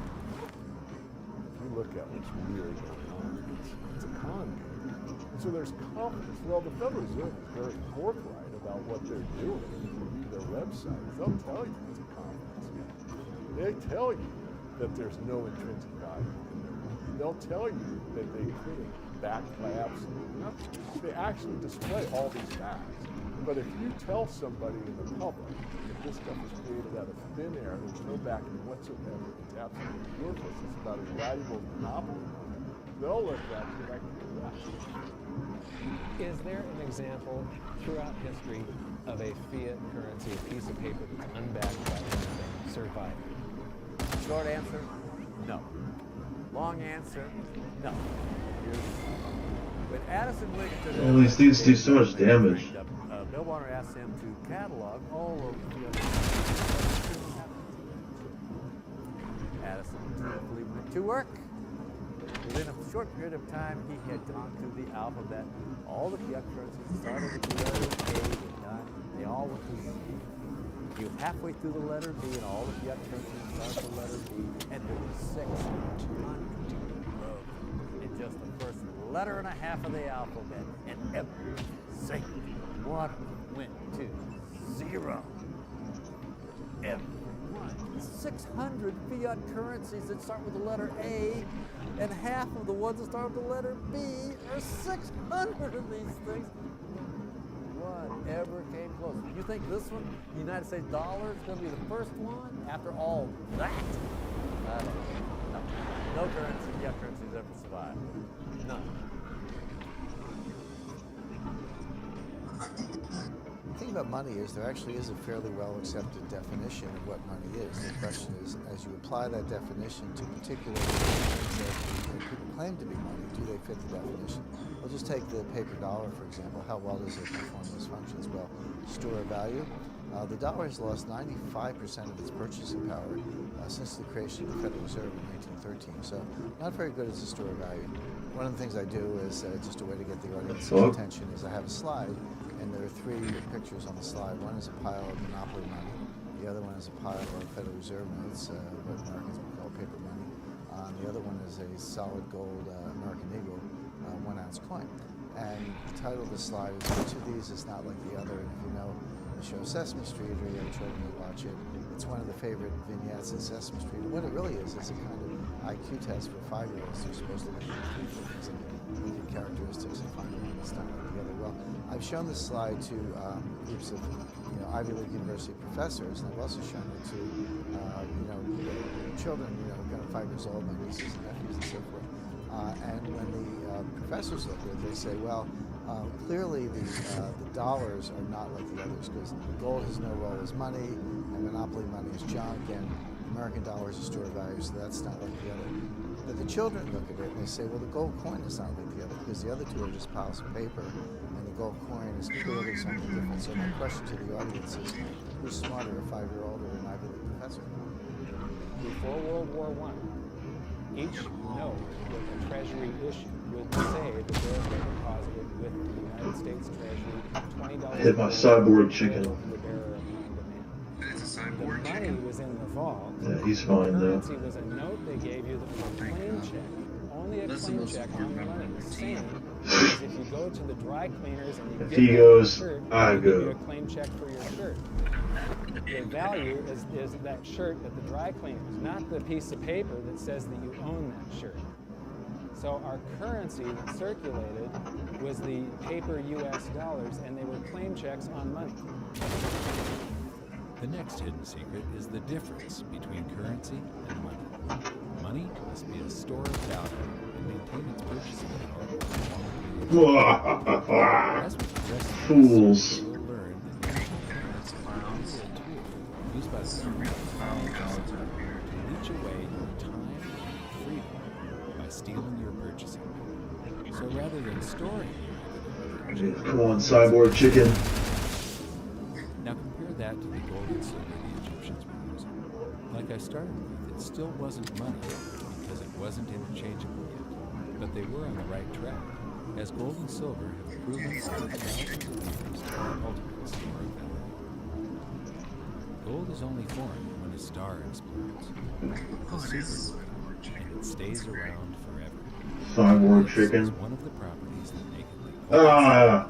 It just exploded. That show, Robot Chicken. You ever hear that show? Have you heard of this show? Is that what the kids are watching today? After 5,000 years, the pyramids are still... Have you heard about this cyborg chicken show?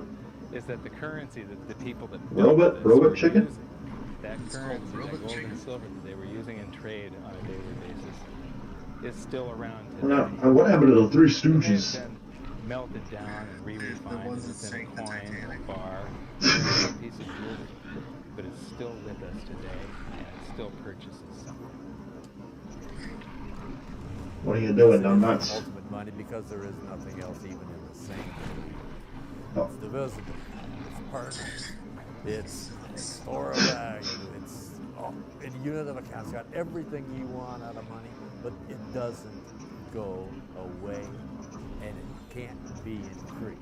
That is what makes gold the most beautiful money of all. What more can you ask out of money? It keeps governments under control. You can maintain a solid system.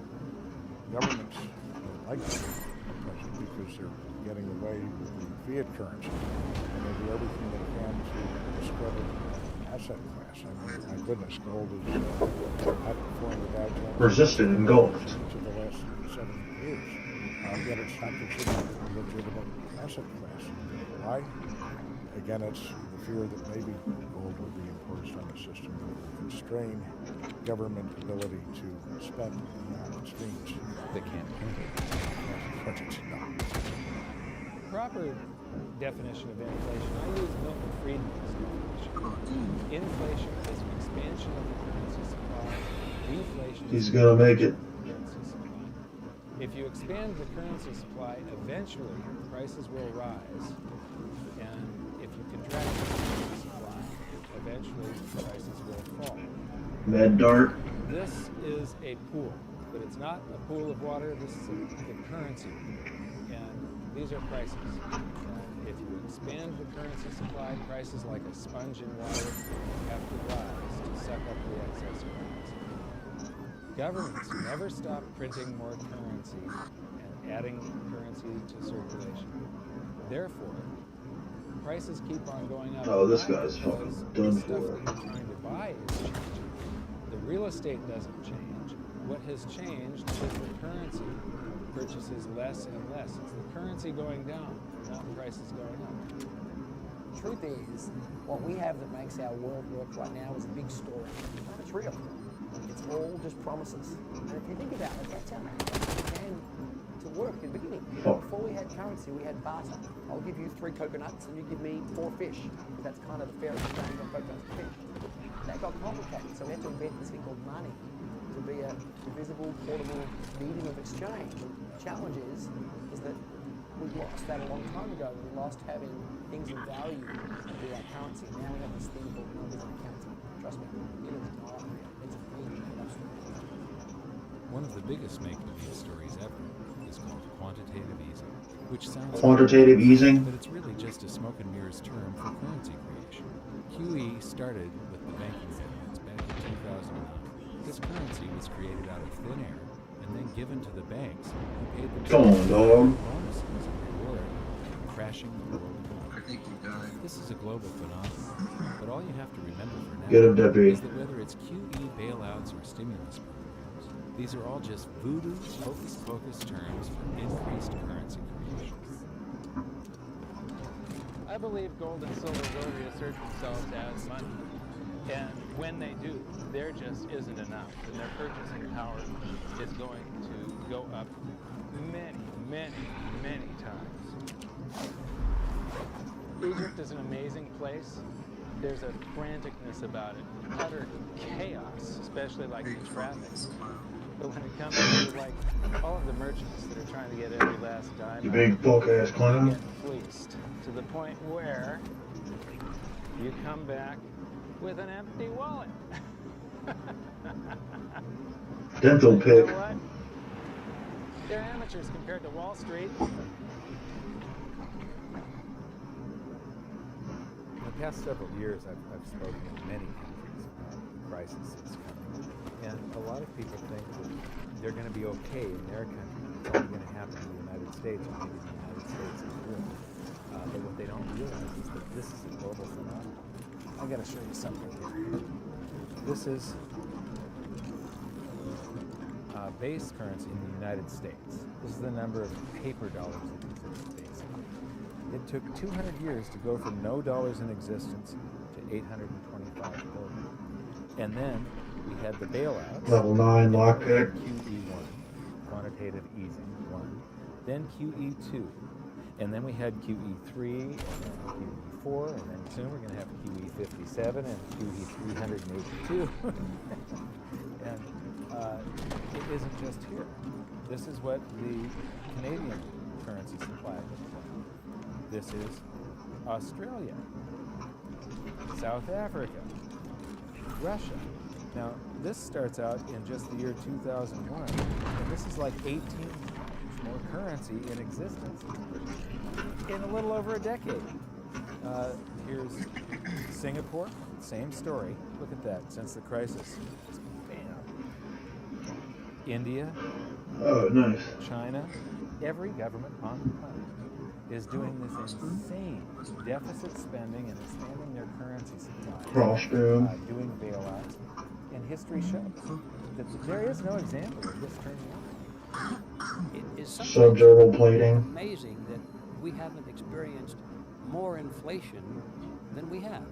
If they keep expanding the money supply so vastly, why aren't our prices growing faster than they really are? The answer Oh, you dumbass. a good chunk of the money that the Fed created has been shipped overseas. I remember early in my I went to go disarm this trap, and they all stepped on it. exported their inflation. What is that? How can you export your inflation? Put it in a box and send it up? What do you do? Well, now I understand. You export your inflation by simply sending all these dollars that you created to these other countries, and then they send you their refrigerators and their cars and whatever, their TV sets. So you get hardware, and they get little pieces of paper. It's a great deal for the American people. Bullshit. For a while. For a while. Sooner or later, all of those pigeons will come home to roost.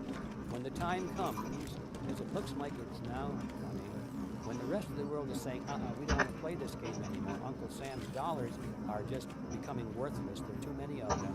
We've got to find something else other than American dollars. Then those dollars start to come back to America. We don't want them anymore. What do we do with them? once this revs up, and we've got this this little trickle of money coming back.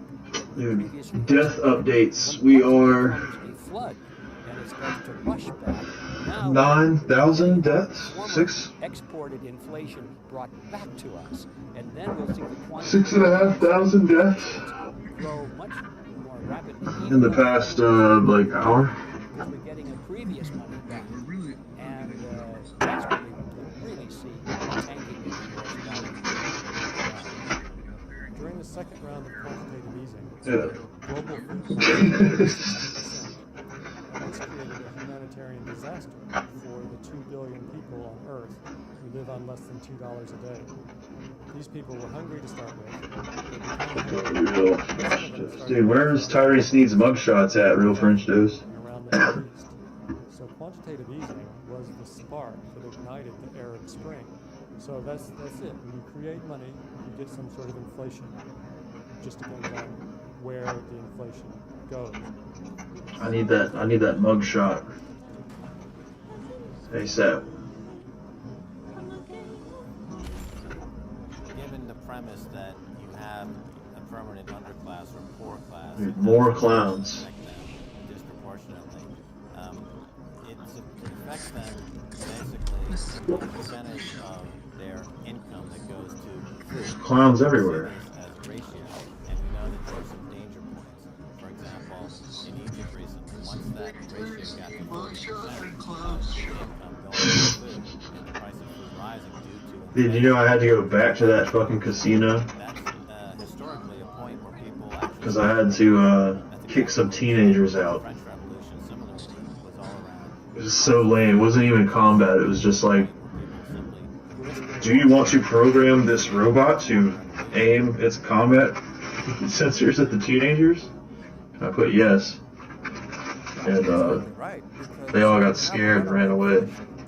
It's punishing the very people who are most productive in society. In other words, the people who produce more than they consume and save. I'm smoking more, The damn. problem is that those productive people, the savers, save in their national currency. And unfortunately, the national currency is just a fiat piece of paper at this point.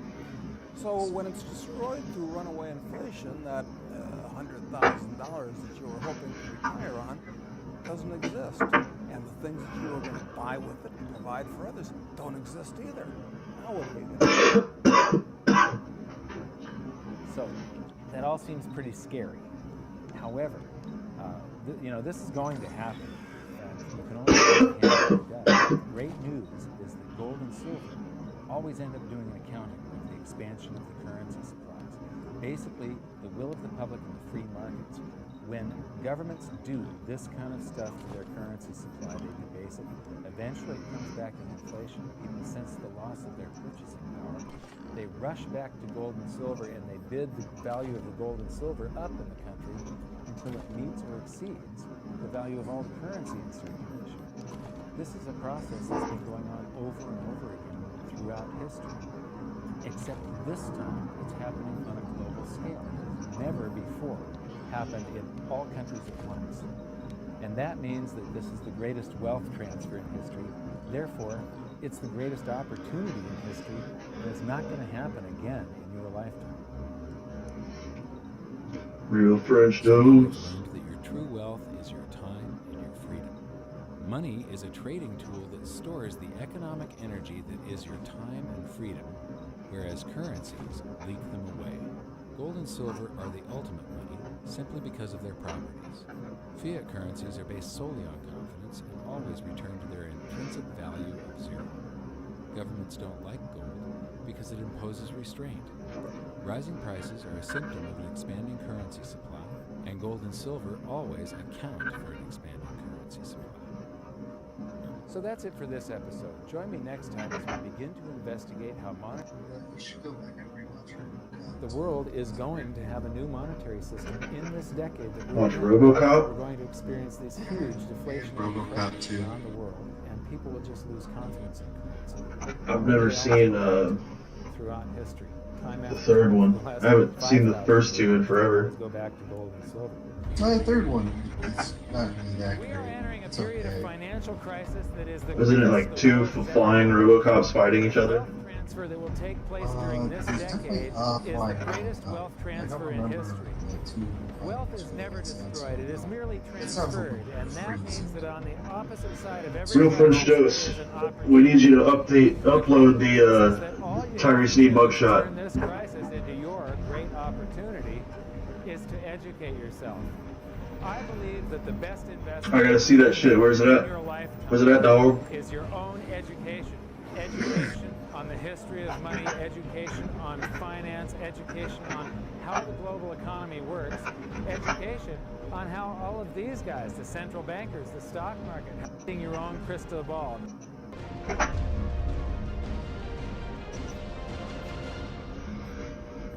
So it all started back in 1999.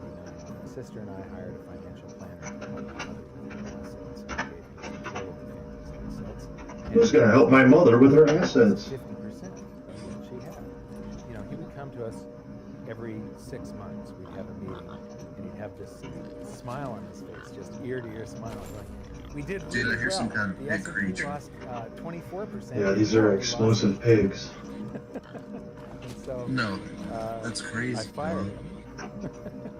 They put dynamite on the pigs and then they kick them and they send them after you. Financial markets, which led me into studying the economy.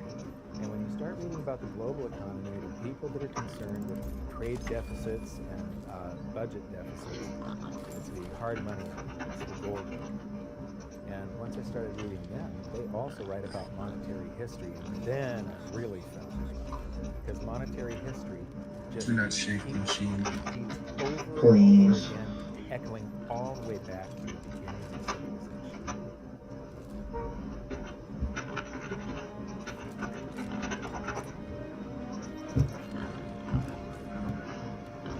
Yeah, you gotta watch Hidden Secrets of Money.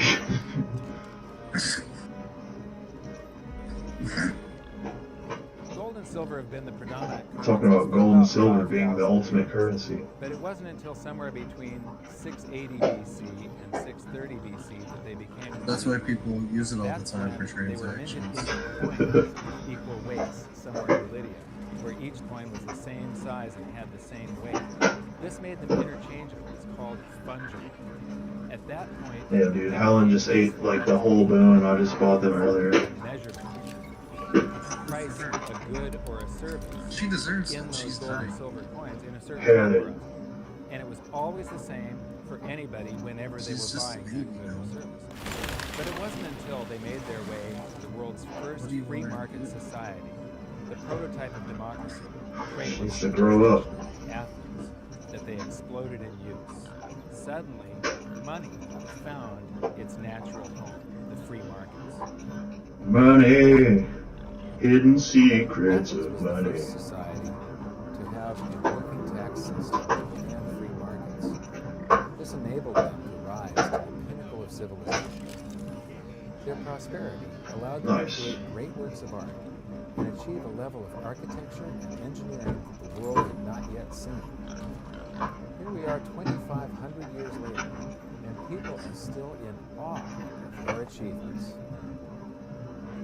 It was truly a fantastic period in human history, and the Athens star shone brightly for many years. So this begs the question, what went wrong? How did such a great and powerful civilization fall? The answer lies in the same pattern that we see throughout history. Too much greed and too much war. It was when the Athenians got involved in The Athenians. a war with Sparta, that their monetary problems began. First, they lost access to their gold and silver mines. They were also paying armies that were on foot, and they were miles and miles away from Athens. So as they pay their armies to buy goods and services from the local populations, a deflation occurs in Athens because they're sending all of their coinage out of the city. Then they started debasing their coinage to pay for the war. If you take in 1,000 coins in taxes, and then you melt those down, those gold coins, and you mix 50% copper into your gold, now you can mint 2,000 coins.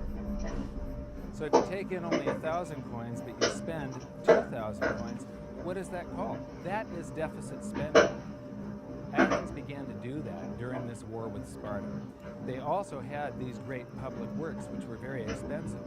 And they finished the Temple of Athena Nike during the truce in the middle. There was a 6-year truce in the middle of this 27-year war.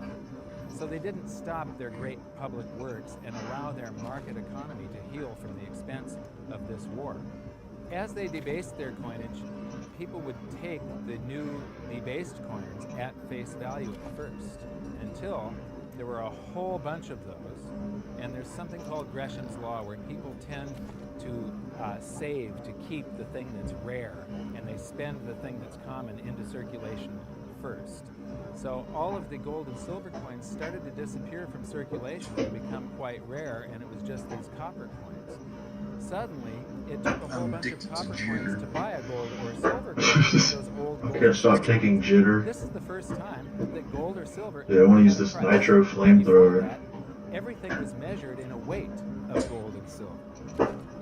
So a large factor in Athens' downfall was the expense of war, the expansion of empire, the debasement of their currency, the eventual inflation. Kimtech helmet. You know, they minted these coins until they became nothing but flecks of copper. This was actually the world's first hyperinflation. And what it did was it financially debilitated Athens to the point where in 404... I can't stop thinking about Kimtech. And eventually they became nothing but a satellite of Rome. The thing that amazes me is You're one of those pigs on your side. Repeating and repeating and repeating. Oh, mask. From all of our stupid mistakes. We just repeat the same stupid mistakes over and over and over again. Today we are doing the same thing that the Athenians did that caused the loss of their great culture. We're doing the same currency debasement. We're doing the same deficit spending, and it's for the same I'm a level 9 lockpick. and it's for great public purpose. The interesting thing about the was how it started. I would say one of the interesting parallels is that it started really with Athens at its height and with the level of hubris that set them down the road towards Rome. Perhaps What is this guy saying? They knew better. Exactly. And they ended up destroying their society as a result. It's a little bit we're going down today. I think absolutely right. There was a play About the worthlessness of the common flex. So we go from gold and silver, very high value, I'm a level 9 lockpick. to a currency that has a face value. And it's the first example that I can find in history where war and great public works were being spending. What you've just seen is the first recorded example of one of the most predictable hidden secrets of money, the 7 stages of empire. It's a long-term cycle that echoes throughout history right to this very day, and is basically a societal pendulum that swings from quality money to quantity currency, and back again to quality money. Look at all these Piosos. It always ends with gold delivering a knockout. Lieutenant Chuckles is here. And it goes like this. Stage 1. The country starts out with good money, which is either gold or silver, or it's backed by gold or silver. Stage 2. As it develops economically and socially, it begins to take on more and more economic burdens, adding layer upon layer of force. Stage 3. As its economic affluence grows, so does its political influence, and it increases expenditures to fund a massive military. Stage 4. Eventually, it puts its military to use, and expenditures explode. Alright, I gotta take out these moments. It steals the wealth of its people by debasing their coinage with base metals, or by replacing their money with currency that can be created in unlimited quantities. Stage 6. The loss in purchasing power of the expanded currency supply is sensed by the population and the financial markets, triggering a loss of faith in the currency. Stage 7. A mass movement out of currency into precious metals and other tangible assets takes place. The currency collapses, and gold and silver rise in price as they account for the huge quantity of currency that was created. This process transfers massive wealth to those who had the foresight to position themselves beforehand in real money, gold and silver. You know, our monetary system... Gold and silver, the only real money. You see this throughout history, and it's just repeating over and over again. What's happening in Greece right now? Back in 407 BC, the deficit spending to fund all of these public works, the debasement of their currencies, caused them... Hey, these pigs are on fire. Today, dude, they're gonna blow. Oh shit.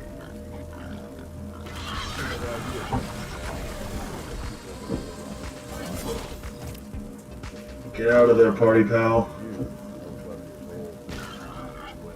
They're gonna blow up my robot, dude.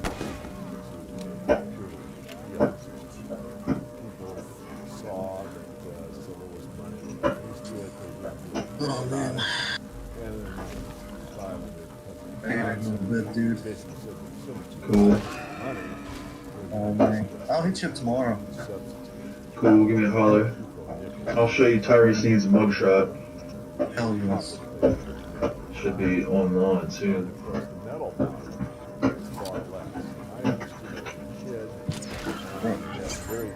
Peace. Brought to you by French dips.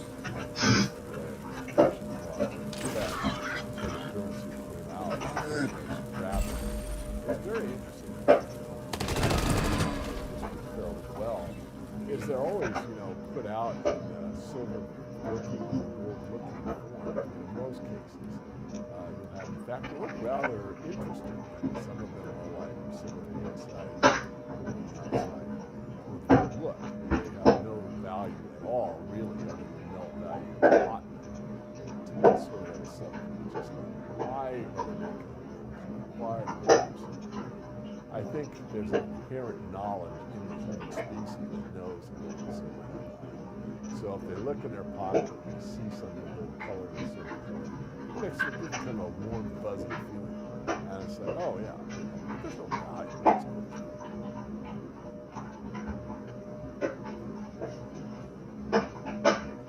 The next question is, how does this affect you?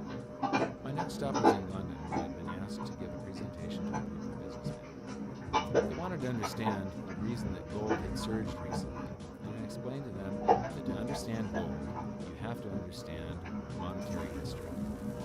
Once you see where we've come from, you get a much clearer understanding of how the 7 stages of empire are playing out right now. We weren't allowed to show their faces, but we were allowed to film the presentation. So here it is. The last 140 years of monetary history condensed into just 10 minutes. Keep the 7 stages of empire in mind, and as you watch this, see if you can recognize the signs. Everybody thinks the US dollar is still as good as gold, and it hasn't been since 1979. This is the world monetary system. From 1873, when Germany went on the classical gold standard, where each unit of currency is backed up by an equivalent amount of gold treasury. In the United States, $20 bill, $20 gold piece in bonds. Go into any bank, slap down your currency, which was a receipt for a claim check, ask for your money, gold and silver, and they would give it to you. This shows this is currency, this is money. Otherwise, there was no reason to store gold in their vaults and then print this currency that was backed by it. This is what gives confidence right now. And it gives governments the ability to start this scam in the first place, where they can use receipts for it, and then they can print power from the gold business. And that happened when we got to World War I, and all the combatants stopped redemption rights. You could no longer go in the bank and trade your pounds, lira, marks, francs, no longer redeemable in gold. And they lit up the printing presses and started printing like crazy. Then between the wars, they went on something called the gold exchange standard, where currencies would be backed partially by gold. So in the United States, the Federal Reserve Act of 1913, the Federal Reserve was allowed to put $50 worth of claim checks on gold, currency in circulation, backed up by only $20 worth of gold. So it's a 40% reserve ratio. For every $20 gold piece in the vault, they could put $50 in circulation.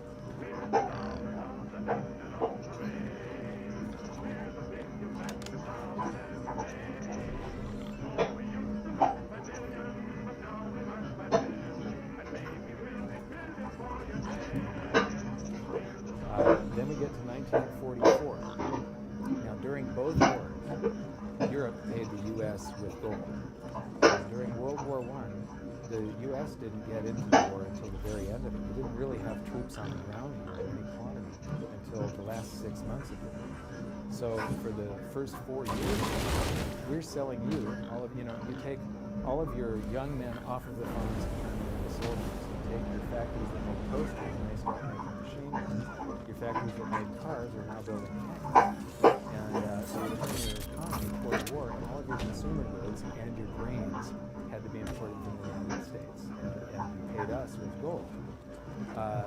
Then in World War II, Hitler starts saber rattling in 1936, annexes Austria in 38, invades Poland in 39. Pearl Harbor wasn't until the end of 1940. We didn't have troops on the ground until, I believe, August of 42. So again, there's like 6 years where you're paying us with your gold, and we're selling you stuff. This is where Americans have this myth that war is good for the economy. War is good for the economy if you're not in it. You're selling them the tools of the trade. Yes, America's national income gets bigger and bigger. In 1943, it was $142 billion. That was double the 1939 figure, triple the figure for 1933. But by the end of World War II, the U.S. had 2/3 of all the world's monetary gold, the central bank gold. And the rest of the world had to share the other third, and Europe had none. So the world monetary system was collapsed. But we had made all these loans of dollars to Europe. So Europe was flooded with dollars.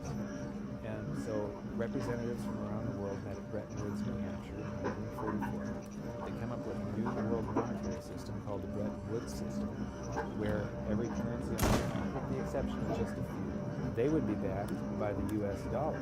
And the U.S. dollar would then be backed by gold at $35 per ounce. This gave confidence to all currencies. So this gave the world stability, and it pegged all the world currencies to each other through the dollar to gold. So there was no such thing as the forex. Currencies didn't float. The exchange rates were fixed year after year, and this helped to make world trade boom.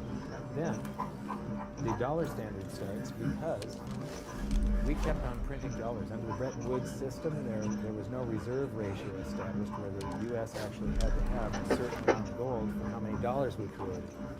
So we had done a bunch of deficit spending for Korea, for Vietnam, for Johnson's Great Society, and expanded the currency supply, the amount of paper dollars in circulation, and exported them all over the world. And then in the 60s, Charles de Gaulle, president of France, realizes that we don't have the gold to back up the dollars. Le fait que beaucoup d'États acceptent par principe le dollar au même titre que de l'or entraîne les Américains à s'endetter et à s'endetter rapidement vis-à-vis de l'étranger, car ce qu'ils doivent ou ils payent avec les dollars, il ne tient qu'à eux d'émettre. Tout le monde est heureux que les échanges internationaux soient établis comme c'était le cas avant les grands malheurs du monde, sur une base monétaire indiscutable et qui ne porte la marque d'aucun pays en particulier. Quelle base? En vérité, on ne voit pas s'il y avoir réellement de critères d'étalons autres que l'or. And he starts asking, France asks for their gold, trades in the dollars. And at that point, other countries saw this and started jumping on board. And the U.S. lost 50% of its gold from 1959 to 1971, but we still had in 71 about 12 times more dollars that we had created than there was gold. And this run on the bank, basically, the U.S. now being the bank, this is a giant worldwide bank run, because the U.S. for the second time committed a fraud and created more receipts for gold than there was gold. It's that simple. And finally the markets sort of sensed this. And Nixon was forced to take us off the gold standard, because if he had paid out gold until it got to zero, once we couldn't pay on some of those dollars, the entire worldwide monetary system would have collapsed. I directed Secretary Connell to suspend temporarily the convertibility of the dollar into gold or other reserve assets, except in amount and conditions determined to be in the interest of monetary stability and in the best interest of the United States. Full cooperation of the International Monetary Fund and those who trade with us, we will press for the necessary reforms to set up an urgently needed new international monetary system. And on August 15th, 1971, all the world's currencies became fiat currency. I don't know why the rest of the world didn't rush out and hang it, but they didn't. They just all went along with this. To our friends abroad, I give this assurance. The United States has always been and will continue to be a forward-looking, trustworthy trading partner.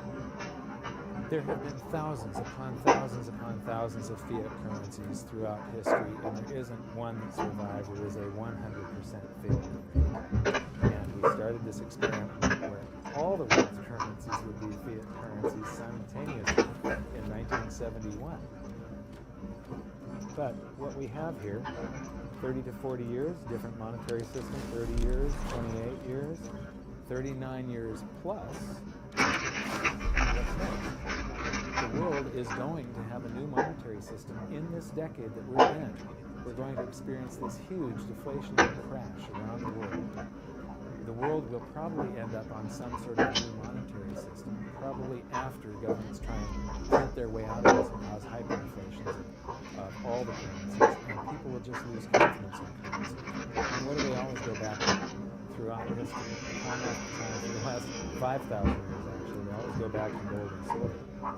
In a world of floating currencies, and that's what all national currencies are, they bob up and down relative to each other, but they're all sinking relative to gold. That includes the dollar as well as the euro and British pound and all the others. They're going to continue to lose value. Personally, I don't think there's any way of avoiding what is coming. There's no way to fix it right now. There's only a way to either let it wipe you out or to benefit from it. And I want to make sure that it's not just a few of the big investors in the world that are ending up with all the cookies. Make sure that there's as many small investors as possible that are benefiting from it, because that's what makes society run. Middle class, small investor. One of the biggest challenges for human beings is that physiologically we are designed to operate in recency. And the fight or flight response is literally in my cells. Literally. And so that when I'm in the wild, it's about I need to look for something to eat or make sure I don't get it. And how that translates to the modern world is that we think only about what's happening immediately from us. So we think a long time. YouTube and Facebook, instant messaging, we think 3 seconds is a long time.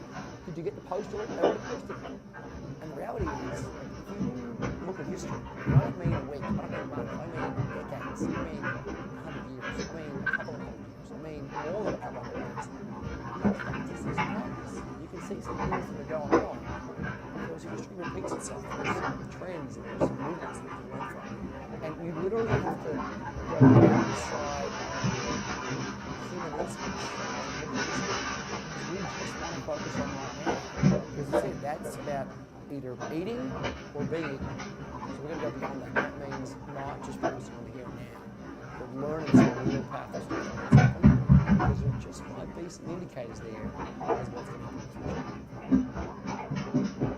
Now, the 7 stages of empire, just as a reminder, started with sound money, and then country adds layers of public works and social programs, and then develops a massive military, and then puts that military to use, and to pay for the war, it debases its currency supply, which causes a loss of faith in the currency, which then leads to a currency crisis, and gold does an accounting of the expansion of that fiat currency supply that happened over all those years of the first 5 stages. We are in the 6th and beginning the 7th stage. Gold started the accounting in the year 2001. It was $250 then, but we're still in the very early stages of this. Well, that's right. I think one of the problems with gold is people just don't understand it. I mean, for one thing, it's sort of been banished from the curriculum for 35 years. We have going on 2 generations of academics and scholars who have never studied gold, unless you're a specialist in economic history and you go back and look at it. Now, when I was in university and even when I was in graduate school in economics, we were still on the gold standard in some form. It was fairly attenuated, but when you studied the IMF and you looked at how they present the finances of a country and they break down the reserves and the capital accounts, gold was a line item in the capital account. You had to understand how it, what role it played and how it could equilibrate in terms of balance of trade. Well, that's gone. The IMF, Nixon went off the gold standard in 1971, and bright young economic students just don't understand gold. They think it's a joke, or they think it's maybe a commodity trade or a momentum trade. They don't understand that it really is money par excellence. So now we've learned that money was born in roughly 630 BC when it became fungible. It was free markets and sound money that led to Athens' great prosperity. But debasement of their money for deficit spending on war and public works played a large role in their demise. Over the past 140 years, we've debased our own currencies to the point where 2 generations of scholars don't even understand gold. We learned about Gresham's law and that bad money drives out good.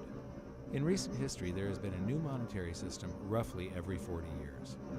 And we've learned that we are in the 6th stage of the 7 stages of empire. So that's it for this episode.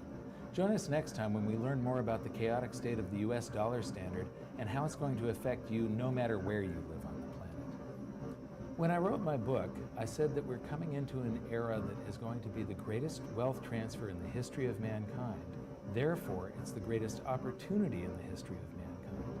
I've made it my mission to help as many people as possible get through this crisis and to come out on the best side of the wealth transfer. I've just finished filming an exclusive presentation titled How the 7th Stage Will Unfold, where I detail what I'm doing personally to prepare for a range of scenarios.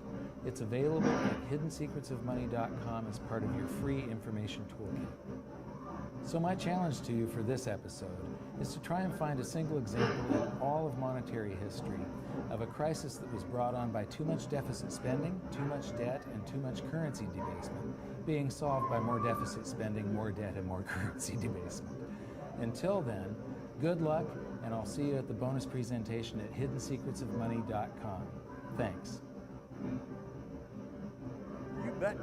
There is no other side. You're either silver and gold or you're doomed. That's exactly the way the world's always working. That's the way it's working right now. Turn on the television, watch with the price of gold. Look at the dollar going down, gold's going up, silver's going up. That's exactly the way it's always worked, and it's always worked that way, and it's working that way now. And why is anyone surprised?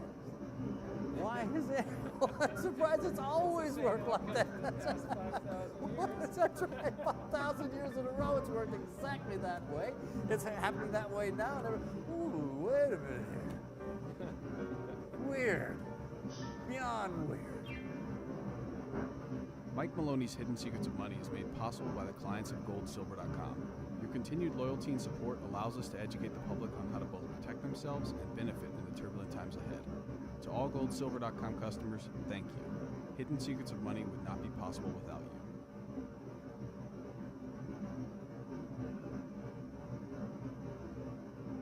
I'm in Singapore, and I'm about to go on stage in just a few minutes. I have not given a presentation for over a year now.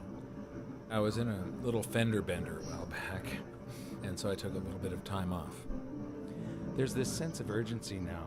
The global dollar standard was put in place by a series of accidental events that were very fortunate for the United States because it gave us an advantage over the rest of the world.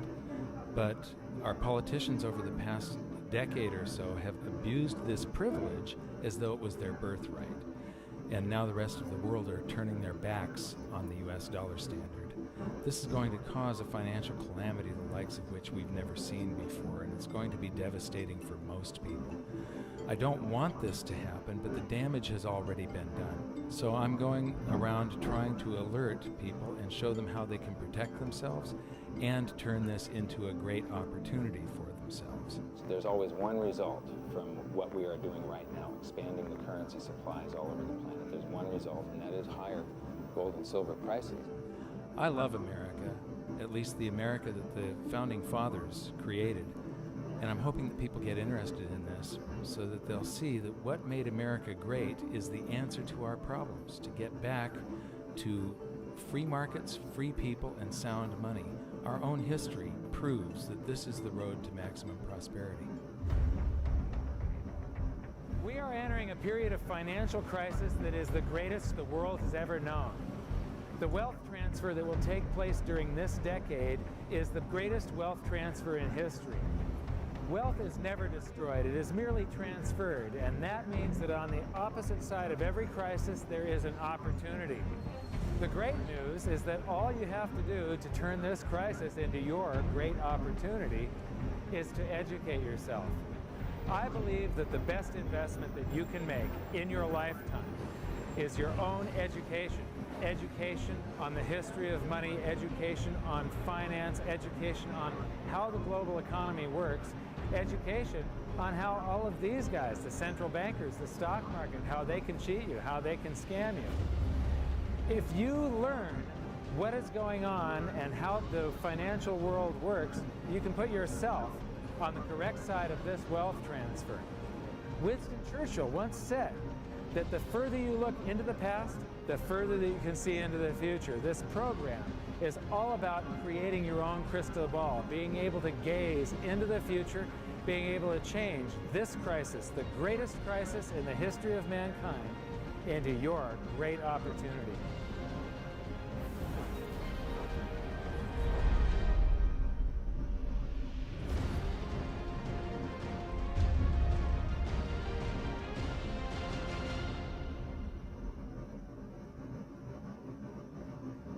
I was born in Salem, Oregon in 1956, and we moved to California when I was 4 years old in 1960.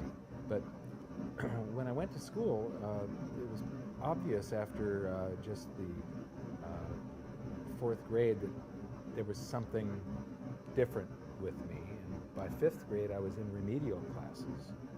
And it turned out that I was dyslexic, and teachers were not taught to recognize that back then. I was always falling behind everyone else. When I would get a teacher that would lecture instead of making us read out of books, I would just absolutely excel. I suddenly went from the dumbest kid in class to the smartest kid in all of the periods of that class. But the result was that, after a while I was in every single remedial class, and I just couldn't take it. And in 10th grade, I dropped out, middle of 10th grade. I've never been back to school. I often say that in every crisis there's an opportunity, and in this case, the handicap of dyslexia has also been a blessing. Because I couldn't learn out of books, and I couldn't take notes, I just had to remember everything. And I have the ability to, my brain's wired a little bit differently. I have the ability to look at a chart today, and I know how it relates to a chart that I saw 10 years ago. But it was back in about the year 2000 when Steve Jobs of Apple introduced OS X. The world of books opened up to me, built right into the operating system. It was a text-to-speech program. Now I can just have an assistant slice and scan my books and turn them into text and email me, and then all I have to do is highlight the text, press a button, and the computer reads to me. People are turning to assets that will keep their value if prices rise. So much money has been pumped into the system that people are worried about inflation down the road, said Bruno S. Fry, professor of economics at the University of Zurich. So dyslexia is no longer a problem. But what it's also done for me is I have the ability to explain complex things to people in a simple manner for some reason. And so I sort of made it my mission to try and wake up the middle class, to let them know how the monetary system works, to let them know that there is a major economic calamity coming sometime down the road, and it's most likely within this decade that we're in right now. The US dollar is about 60% of the value of all the currency on the planet, and more than half of the dollars reside outside the United States. The reason every country has US dollars is, first of all, that's what central banks use as a reserve currency. Second of all, oil is priced in dollars. So this is the world, and what you see here is that these are the countries that are avoiding the US dollar in trade. They're doing bilateral agreements where they'll either hold each other's currency and settle that way, or they're establishing, like right now, they're talking about a BRICS bank, Brazil, Russia, India, China, and South Africa, having a bank that will do settlements between the countries directly without using the US dollar. These countries, they tried to avoid using the US dollar, like Iran tried, and we banned them from using SWIFT. How many here have made wire transfers before? So do you know what a SWIFT number is? It's a code that you plug in, and this SWIFT system is what transfers those dollars from one person's account to another person's account. Well, Iran decided that they were going to sell oil only in euros. They got banned from SWIFT. But there's countries right now coming up with a replacement for SWIFT, and it doesn't use the dollar, it's the Sukra system. And Iraq started selling oil for euros. In Libya, they were talking about creating the gold dinar and selling oil for gold. So those are the countries that are trying to use something other than the dollar. Then we've got gold competing with currency. And there's a lot of talk around here about the gold dinar, and there's people that are actually using gold in some of the countries over here. And then in Utah has recognized gold and silver as money again. It's legal tender currency in the state of Utah in the United States. And then you've got physical gold accumulation. I'll show you later that China is accumulating an immense amount of gold, but all the countries with an up arrow, that's gold accumulation. Then we have gold repatriation.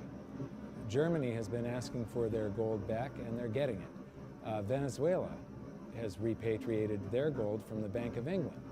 And then if we put this on a timeline, here's the nails in the coffin for the dollar standard, and you will see that there's not a lot of time left. This is my evidence that I think is proof that the death of the dollar is coming, and it's coming shortly. Nixon ended Bretton Woods, and we went on the dollar standard. Then the first nail in the coffin is Iraq sells oil in euros. The crisis of 2008, and we added 1.25 trillion to our base money in the United States. As we add to the base currency, people get worried about inflation. They start rushing toward gold and silver. Iran ends oil sales in dollars, and they're taking commodities in trade for oil. They're taking, in Turkey, they take the local currency and then buy gold in Turkey and export the gold to Iran. So they're basically selling oil for gold. They do the same thing with India. QE2, quantitative easing, that's more currency printing in the United States. Libya, China and Russia bypassed the dollar. They did a bilateral trade agreement where they hold each other's currency and they do direct debt settlement without having to wire transfer US dollars. The Chinese president just recently said that the dollar as the world's reserve currency is a product of the past.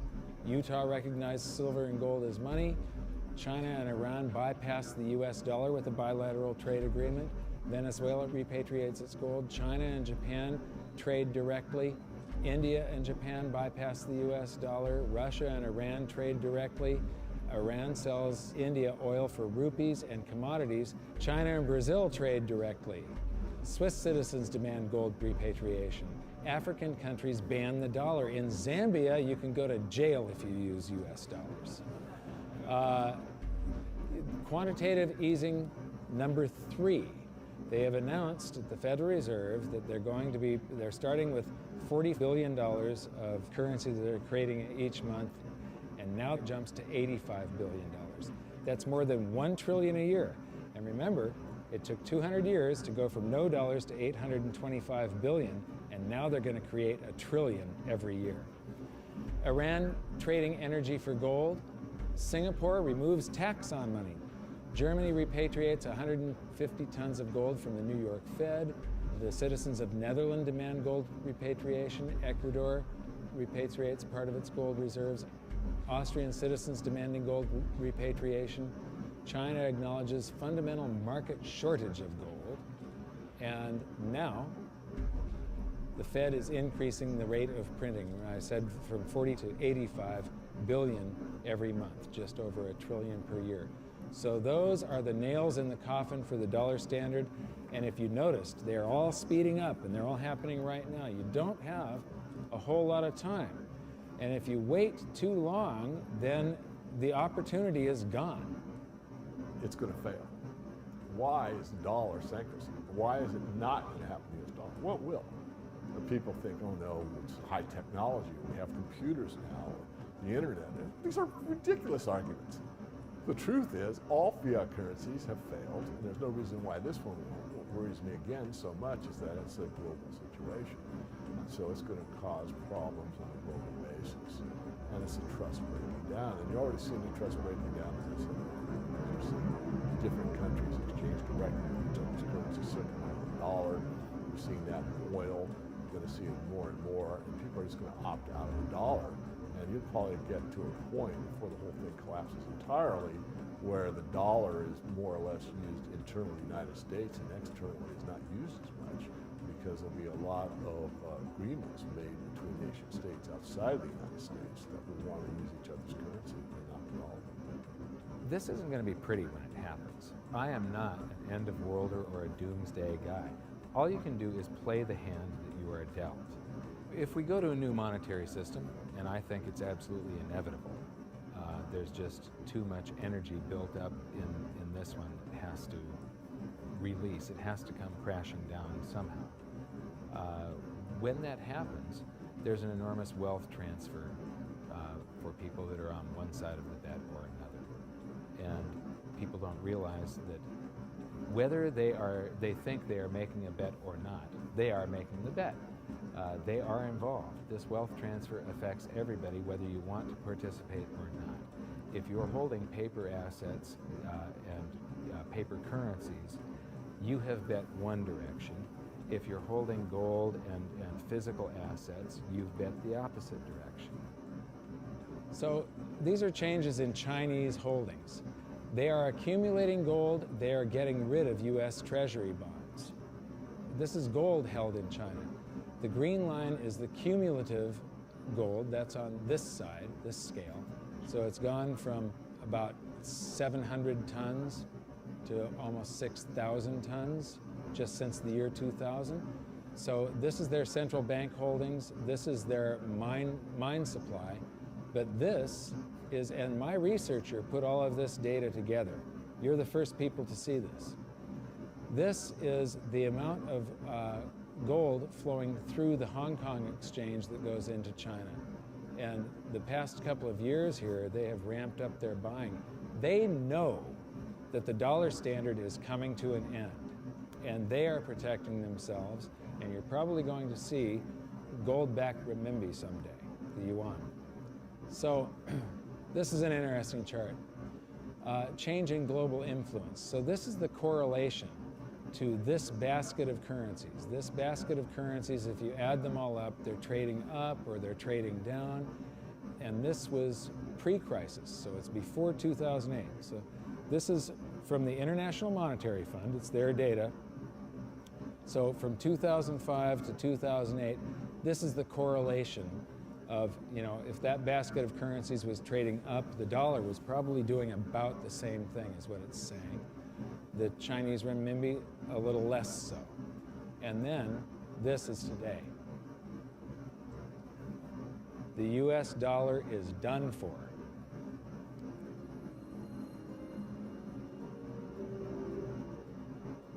I don't think there's any question we're heading for a new monetary system. The question is what will it consist of? You know, the four choices are sort of a world of multiple reserve currencies. And Barry Eichengreen of Berkeley is the leading proponent of this, or leading scholar on this topic. The problem with that, and where I disagree with Eichengreen, is there's no anchor in that system. We did have multiple reserve currencies before in the 1920s. He's right about that, and it was sterling and the dollar, but they were both anchored to gold. And in the post-Bretton Woods world, since 1944, it's been one reserve currency, which is the anchor, and it was anchored to gold until 1971. Since then, the dollar has been detached from gold, but all the other currencies are still linked to the dollar. So at the end of the day, we've had an anchor of some kind. We've never had a world of multiple reserve currencies with no anchor. I'm not sure that's that stable. The SDR is the second choice. The SDR is a basket currency sponsored by the IMF. At least for the time being. It's also printed money. The IMF literally prints the SDRs and ships them out to the members, and their reserves go up, exactly the way the Fed creates money and bank reserves go up. But it's not backed by anything. Third choice is gold, some variation on the gold standard. And the fourth choice is what I call chaos, which is that nobody does anything. There's a lot of wishful thinking, there's a lot of denial, there's a lot of delay, and we get to the point where people just totally lose faith in paper currencies, go to hard assets, and we have a sequential collapse of paper currencies around the world, at which point governments will have to react with emergency measures. That could include coercion, confiscation, various sorts of freezes on paper assets. Could be a lot of things in that scenario. So to me, it's multiple reserve currencies, SDR is gold, or chaos. I favor gold, but I fear that we may get chaos. I've talked about every 30 to 40 years the world has a new monetary system. And the thing is that over the years, governments and the banks have basically screwed us more and more and more. And these new currency systems are always created by the same idiots that created the last one that fell apart. It's the big banks, it's the central banks, and it's governments that are creating these new systems each time. And each time, the system they come up with is a system that cheats the population more and enriches the government and the banks more. It's a system that transfers wealth at greater and greater speeds. You know, this one is going to fall apart just like all of the others. There's a difference this time, though. There's the internet. People are connected all over the world. Information is spreading, and people are getting educated. So I'm hoping that we go back to gold. Not a gold standard. Gold standards suck. I did a video on that. With a gold standard, there's supposed to be a certain amount of gold in the vaults for each unit of currency. In other words, it's a 1-to-1 ratio is the way it started. And then they print more receipts than gold that exists. So if we have gold standards, we're going to get scammed again. If we used gold and silver, if the public gets educated enough before all of this happens, if we went back to gold and silver, then governments can't scam us. It limits their ability to transfer wealth from the population to the government and to the banks. A lot of people say that you can't use gold and silver today because they're too heavy and bulky, and it's completely wrong. You could put gold and silver in a vault, and you could make payments to somebody by transferring ownership of nanograms, grams, or ounces of gold and silver from one person's account to another by means of a check, a credit card, or even your cell phone. If we go back to a gold-backed currency, a gold-backed US dollar, at that point, I think the minimum scam that the US could get away with, which means the minimum number of dollars in existence that they could make convertible into gold, would be the dollars that are held in foreign central banks. That would be similar to the Bretton Woods system that we had from 1944 to 71. Well, I did some analysis on this when I was writing the book back in 2005, and back then it required $20,000 an ounce gold for the Treasury to have enough gold to cover those dollars, or the New York Fed, actually. And if they were going to back all of the dollars, you're talking gold measured in the hundreds of thousands of dollars per ounce. There just isn't that much gold, and there's a whole lot of currency. We keep on printing it every minute of every day.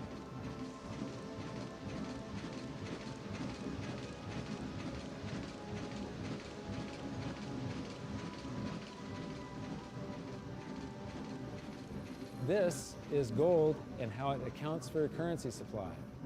This is our base money in the United States, which was gold back here from 1900 until the Federal Reserve. The amount of currency in circulation in gold were the same. And then we established the Federal Reserve and we inflated for World War I, and we had more currency in circulation than we had gold to back it. There were some bank runs in the 30s. Then Roosevelt unpegged the dollar from gold, and gold's value rose from $20 an ounce to $35 an ounce. And when it did, the value of the gold held at the U.S. Treasury rose to meet the value of all the currency that was printed in the meantime.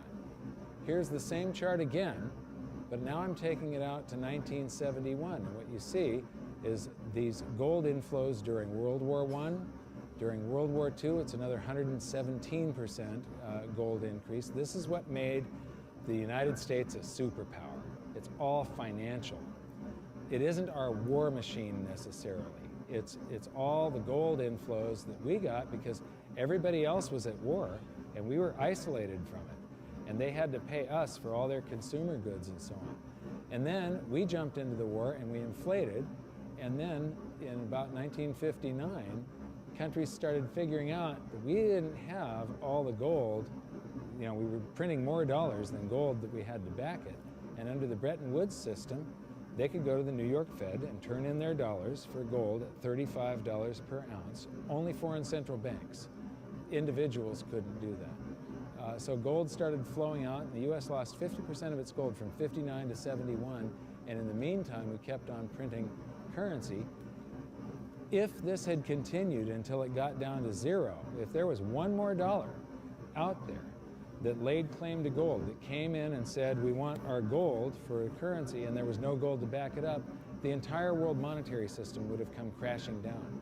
So Nixon had to take us off of the Bretton Woods system, the last vestiges of the gold standard in August 15th of 71. So here's the same chart again. There's the first chart and the second chart to 71, and now I'm taking it out to 85, and I'm adding a second line here. How many people would agree that credit cards are replacing cash in circulation? Yeah? Credit cards, you use your credit card more and more every year, right? You use cash less and less. Well, this is outstanding credit card balances. It's called revolving credit outstanding is the name of the chart that you get from the Federal Reserve. When you charge something on a credit card, you create currency. The bank didn't actually loan you anything. They invented numbers, and then they have the gall to charge you interest if you don't pay those numbers back on time.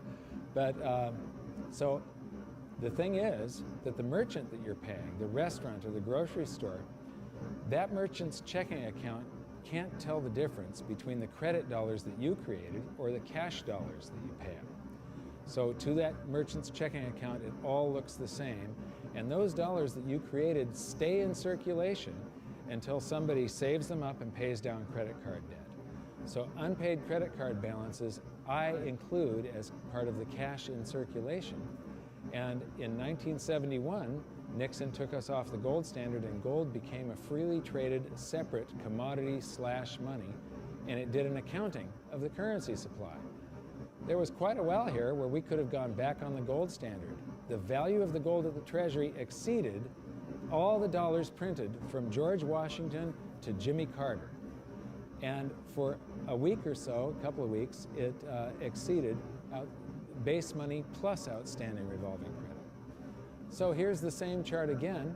That was to 1985, and now I'm going to take it out to today. And so there's that 1980 peak where it shot past base money and base money plus outstanding revolving credit. And then we get to the crisis of 08. And Ben Bernanke, oh, by the way, instead of billions, we're now measuring in trillions. So we started in millions, and then it went to billions, and now it's trillions. So we did the bailouts and all the quantitative easings, and that's what the currency supply looks like today. And then they announced quantitative easing 3, which is that 85 billion a month that they're creating, and they think they're going to have to do it until about 2015. So here's the projection for gold covering the currency supply today would be $13,400 per ounce gold for history to repeat and for gold to do the same thing that it did in 1934 and in 1980. And believe me, it shocked people in the 1970s. When gold was $35 an ounce and Nixon took us off the Bretton Woods system, all the economists were predicting that gold was going to go down because now there was going to be no more monetary demand for it. Anybody that said gold was going to go to $100 was considered an absolute lunatic, and it went to $850. It rose 24 times its price. Well, when I wrote my book, we were right here with base money. So base money plus outstanding revolving credit. It took about $6,000 an ounce for history to repeat.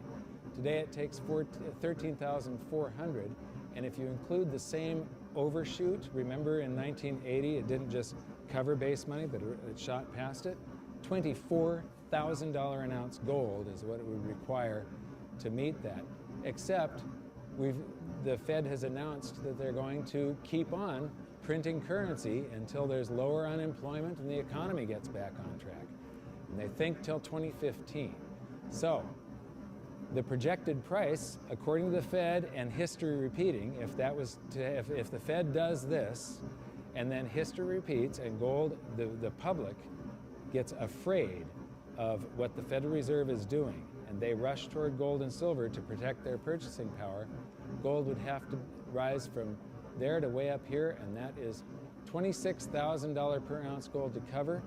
If it does the same overshoot, we're talking about $47,000 an ounce gold. Now, I don't even like to measure gold in dollars. If you measure it in a price doesn't mean anything. It's the value. How much can you buy with the proceeds? If we have deflation and some of this currency evaporates, because it's all just numbers that they type into a computer these days, if we have deflation, maybe gold peaks at $3,000 an ounce and the currency supply collapses to way down here somewhere, and the Dow is at 1,500. That means gold will still be double the Dow. You're still going to get 14 times more paper assets one day than you can buy today with them. And it's probably only a couple of years left that this is going to take, as you saw by how the nails in the coffin of the dollar standard, how they're speeding up. If we have big inflation and the Dow goes to 30,000, maybe gold will be 60,000 an ounce. And if we have hyperinflation, the Dow would be 30 trillion and gold would be 60 trillion. It doesn't matter. In any case, gold would buy you 14 times more paper assets than it does today. So these are the global assets. Here's the bond market. Here's the stock market. This is the value of real estate on the planet. And these are bank deposits, and there's gold. Now, that little slice of the pie is going to get a lot bigger in just the next few years, and it's not going to do it by a whole bunch more gold just appearing. It's going to do it by the price of other assets going down, or at least their value going down, and the value of gold going up. So the price of gold will change. That piece of the pie is going to grow. It was a lot bigger back in 1980 when gold was at $850. It's going to get a lot bigger today again, but today, as you've seen, it requires far, far higher prices. So, the death of the dollar standard. How many people here believe that I'm sort of predicting what's going on in the future here? You can see that there's a new world monetary system coming. It happens every 30 to 40 years, except this time, instead of a baby step off of gold, we've got to go from nothing back to something. It's going to be a worldwide convulsion, the scale of which has never been seen before. At the end of the day, the fundamental driver of gold, it's not so much that gold's in a bull market, it's more the dollar's in a bear market. And people say, well, how high can gold go? And my answer is, well, how low can the dollar go? The answer is the dollar can go to zero. If you divide any number by zero, the answer is infinity. So gold can go to infinity if the dollar goes to zero. Now, in the real world, something else will happen. It's not that gold becomes worth infinite number of dollars. It's more the case that the dollar just falls off the stage. The dollar gets the hook, so to speak, and you'll count gold in dollars to 5,000 to 10,000 to some point, but there will come a time when you won't count gold in dollars anymore because dollars won't count. People won't want dollars. There is so much opportunity in crisis, it is absolutely extraordinary. That's just not me saying that, that's just history. You read any amount of history, and I don't mean last week, I mean real history.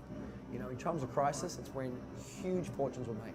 In times of crisis, it's when human beings create and develop newest technologies and newest science and new medicines. In times of crisis, there's so much opportunity as long as you can remain calm, get educated, be resourceful.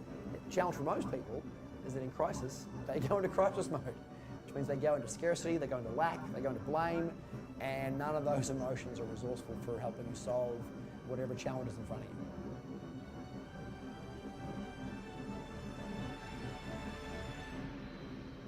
I believe that this is probably the greatest opportunity of anyone's lifetime. There has never been a situation where everything came together just like this. This is the first time in history where all the world's currencies are just fiat currencies backed by nothing. And if what I think is going to happen happens, this is the greatest wealth transfer in history.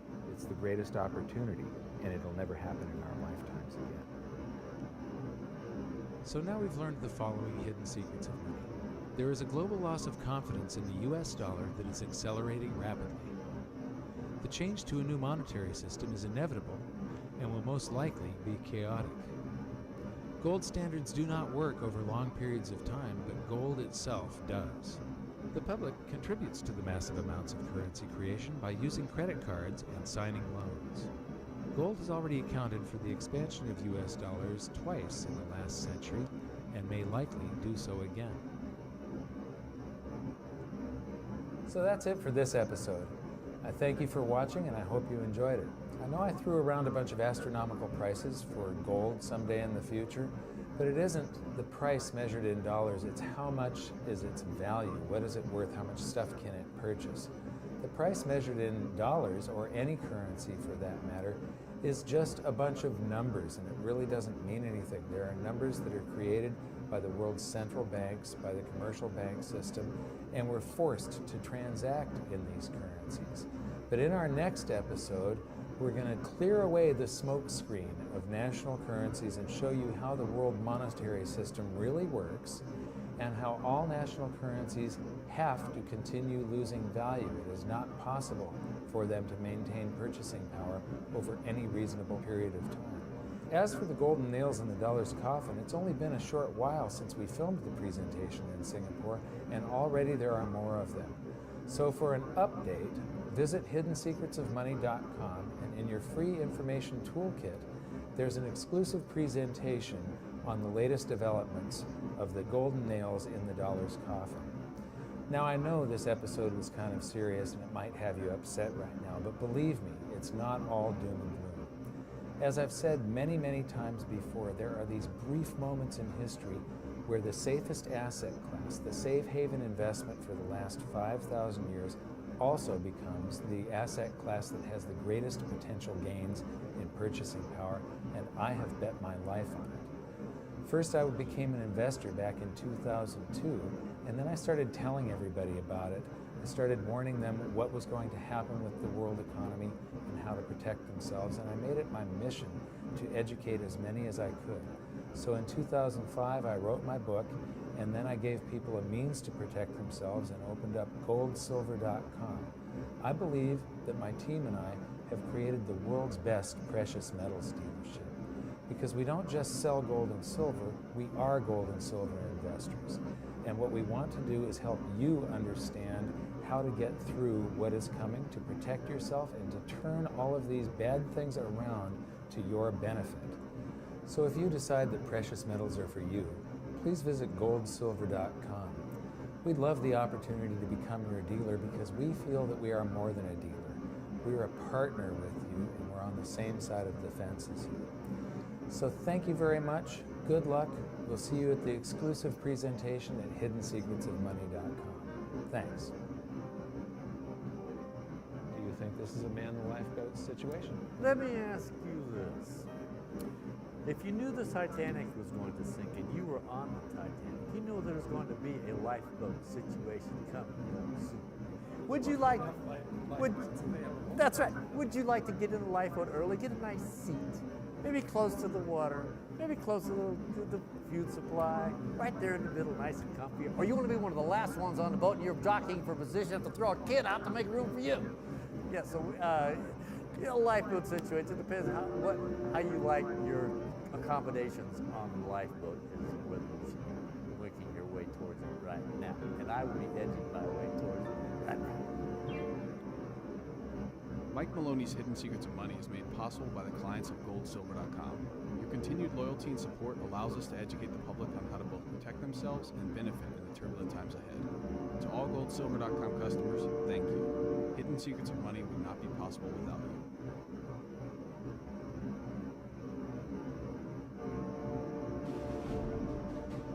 You are about to learn one of the biggest secrets in the history of the world.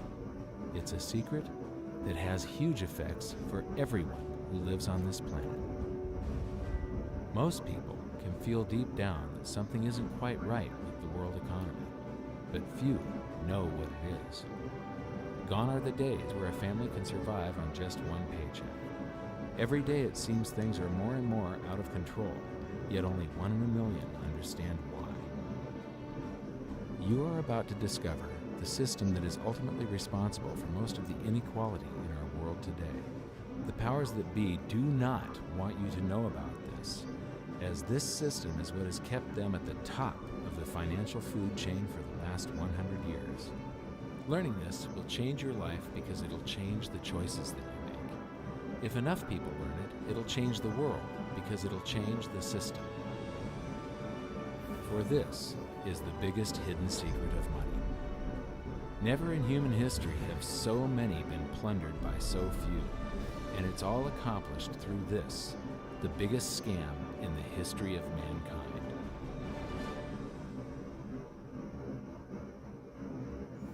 They say that money doesn't grow on trees, but the truth is that the modern banking system creates currency far faster than trees can grow. Most people don't have a clue how currency is created. Economists and bankers make it sound so complex that people think they can't understand it.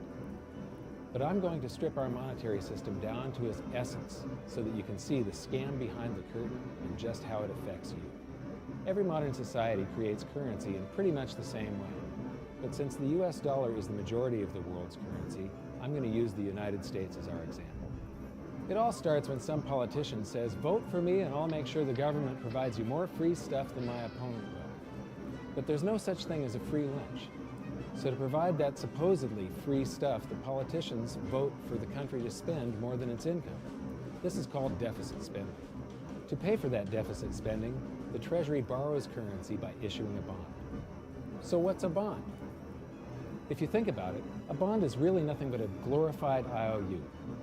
It's a pretty piece of paper with numbers printed on it that says, "Loan me $1 trillion today, and I promise over a 10-year period I'm going to pay you back that $1 trillion plus interest."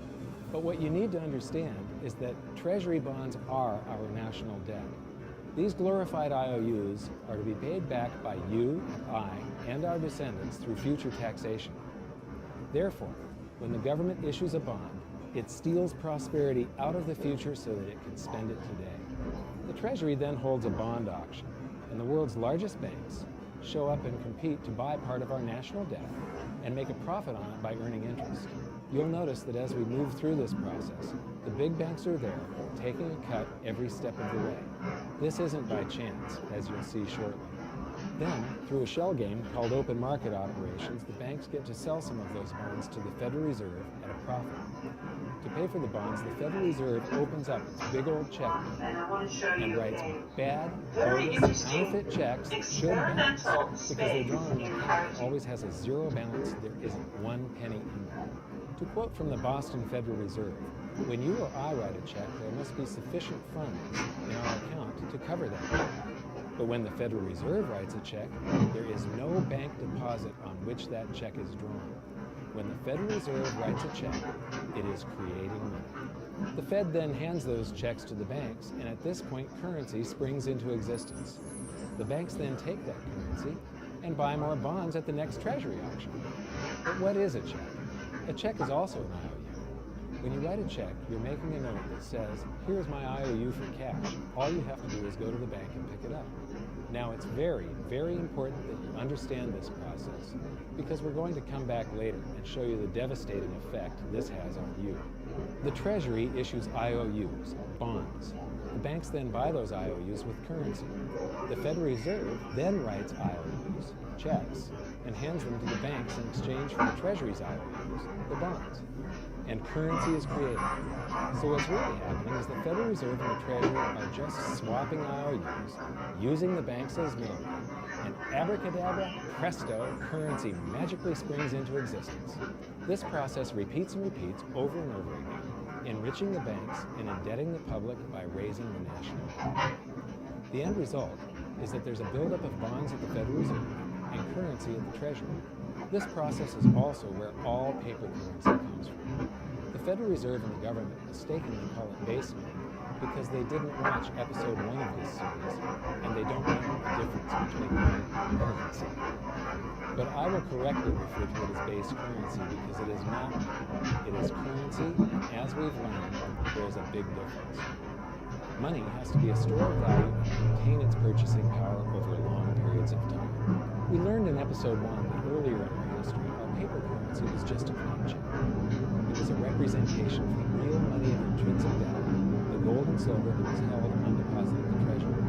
You could walk into any bank and slap your currency, like say a $20 bill on the counter, and redeem it for a real money, a $20 bill piece. But now, this base currency that's piling up back here is really nothing but a receipt or a claim check on an IOU, that bond. So it's really nothing but a supply of numbers. The Treasury then deposits the newly created currency in the various branches of the government. And the politicians say, hey, thanks for that. And the government does some deficit spending on public works, social programs, and war. The government employees, contractors, and soldiers then deposit their pay in the banks. Now this may come as a shock to you, but when you deposit your currency at the bank, you're not actually depositing it into an account to be safely held in trust. Instead, you're actually loaning the bank your currency. And within certain legal limits, they can do with it pretty much anything they please. This includes gambling in the stock market and loaning it out at a profit, of course. Now this is where the machine of currency creation really gets cranky, because this is where something called fractional reserve lending comes into play. Fractional reserve lending is exactly what it says. The banks are allowed to reserve only a fraction of their deposit and work the rest out. Although reserve ratios may vary, I'm going to use a 10% reserve ratio as our example. If you deposit $100 in the bank, the bank can legally take $90 of it and loan it out without telling them. The bank must hold $10 of your deposit in reserve just in case you want something. These reserves are called vault cash. But why does your bank account still say you have $100 if the bank has stolen $90 in it? Because the bank left IOUs it created called bank credit in its place. Now I know this sounds crazy, but here it is in black and white from the Fed.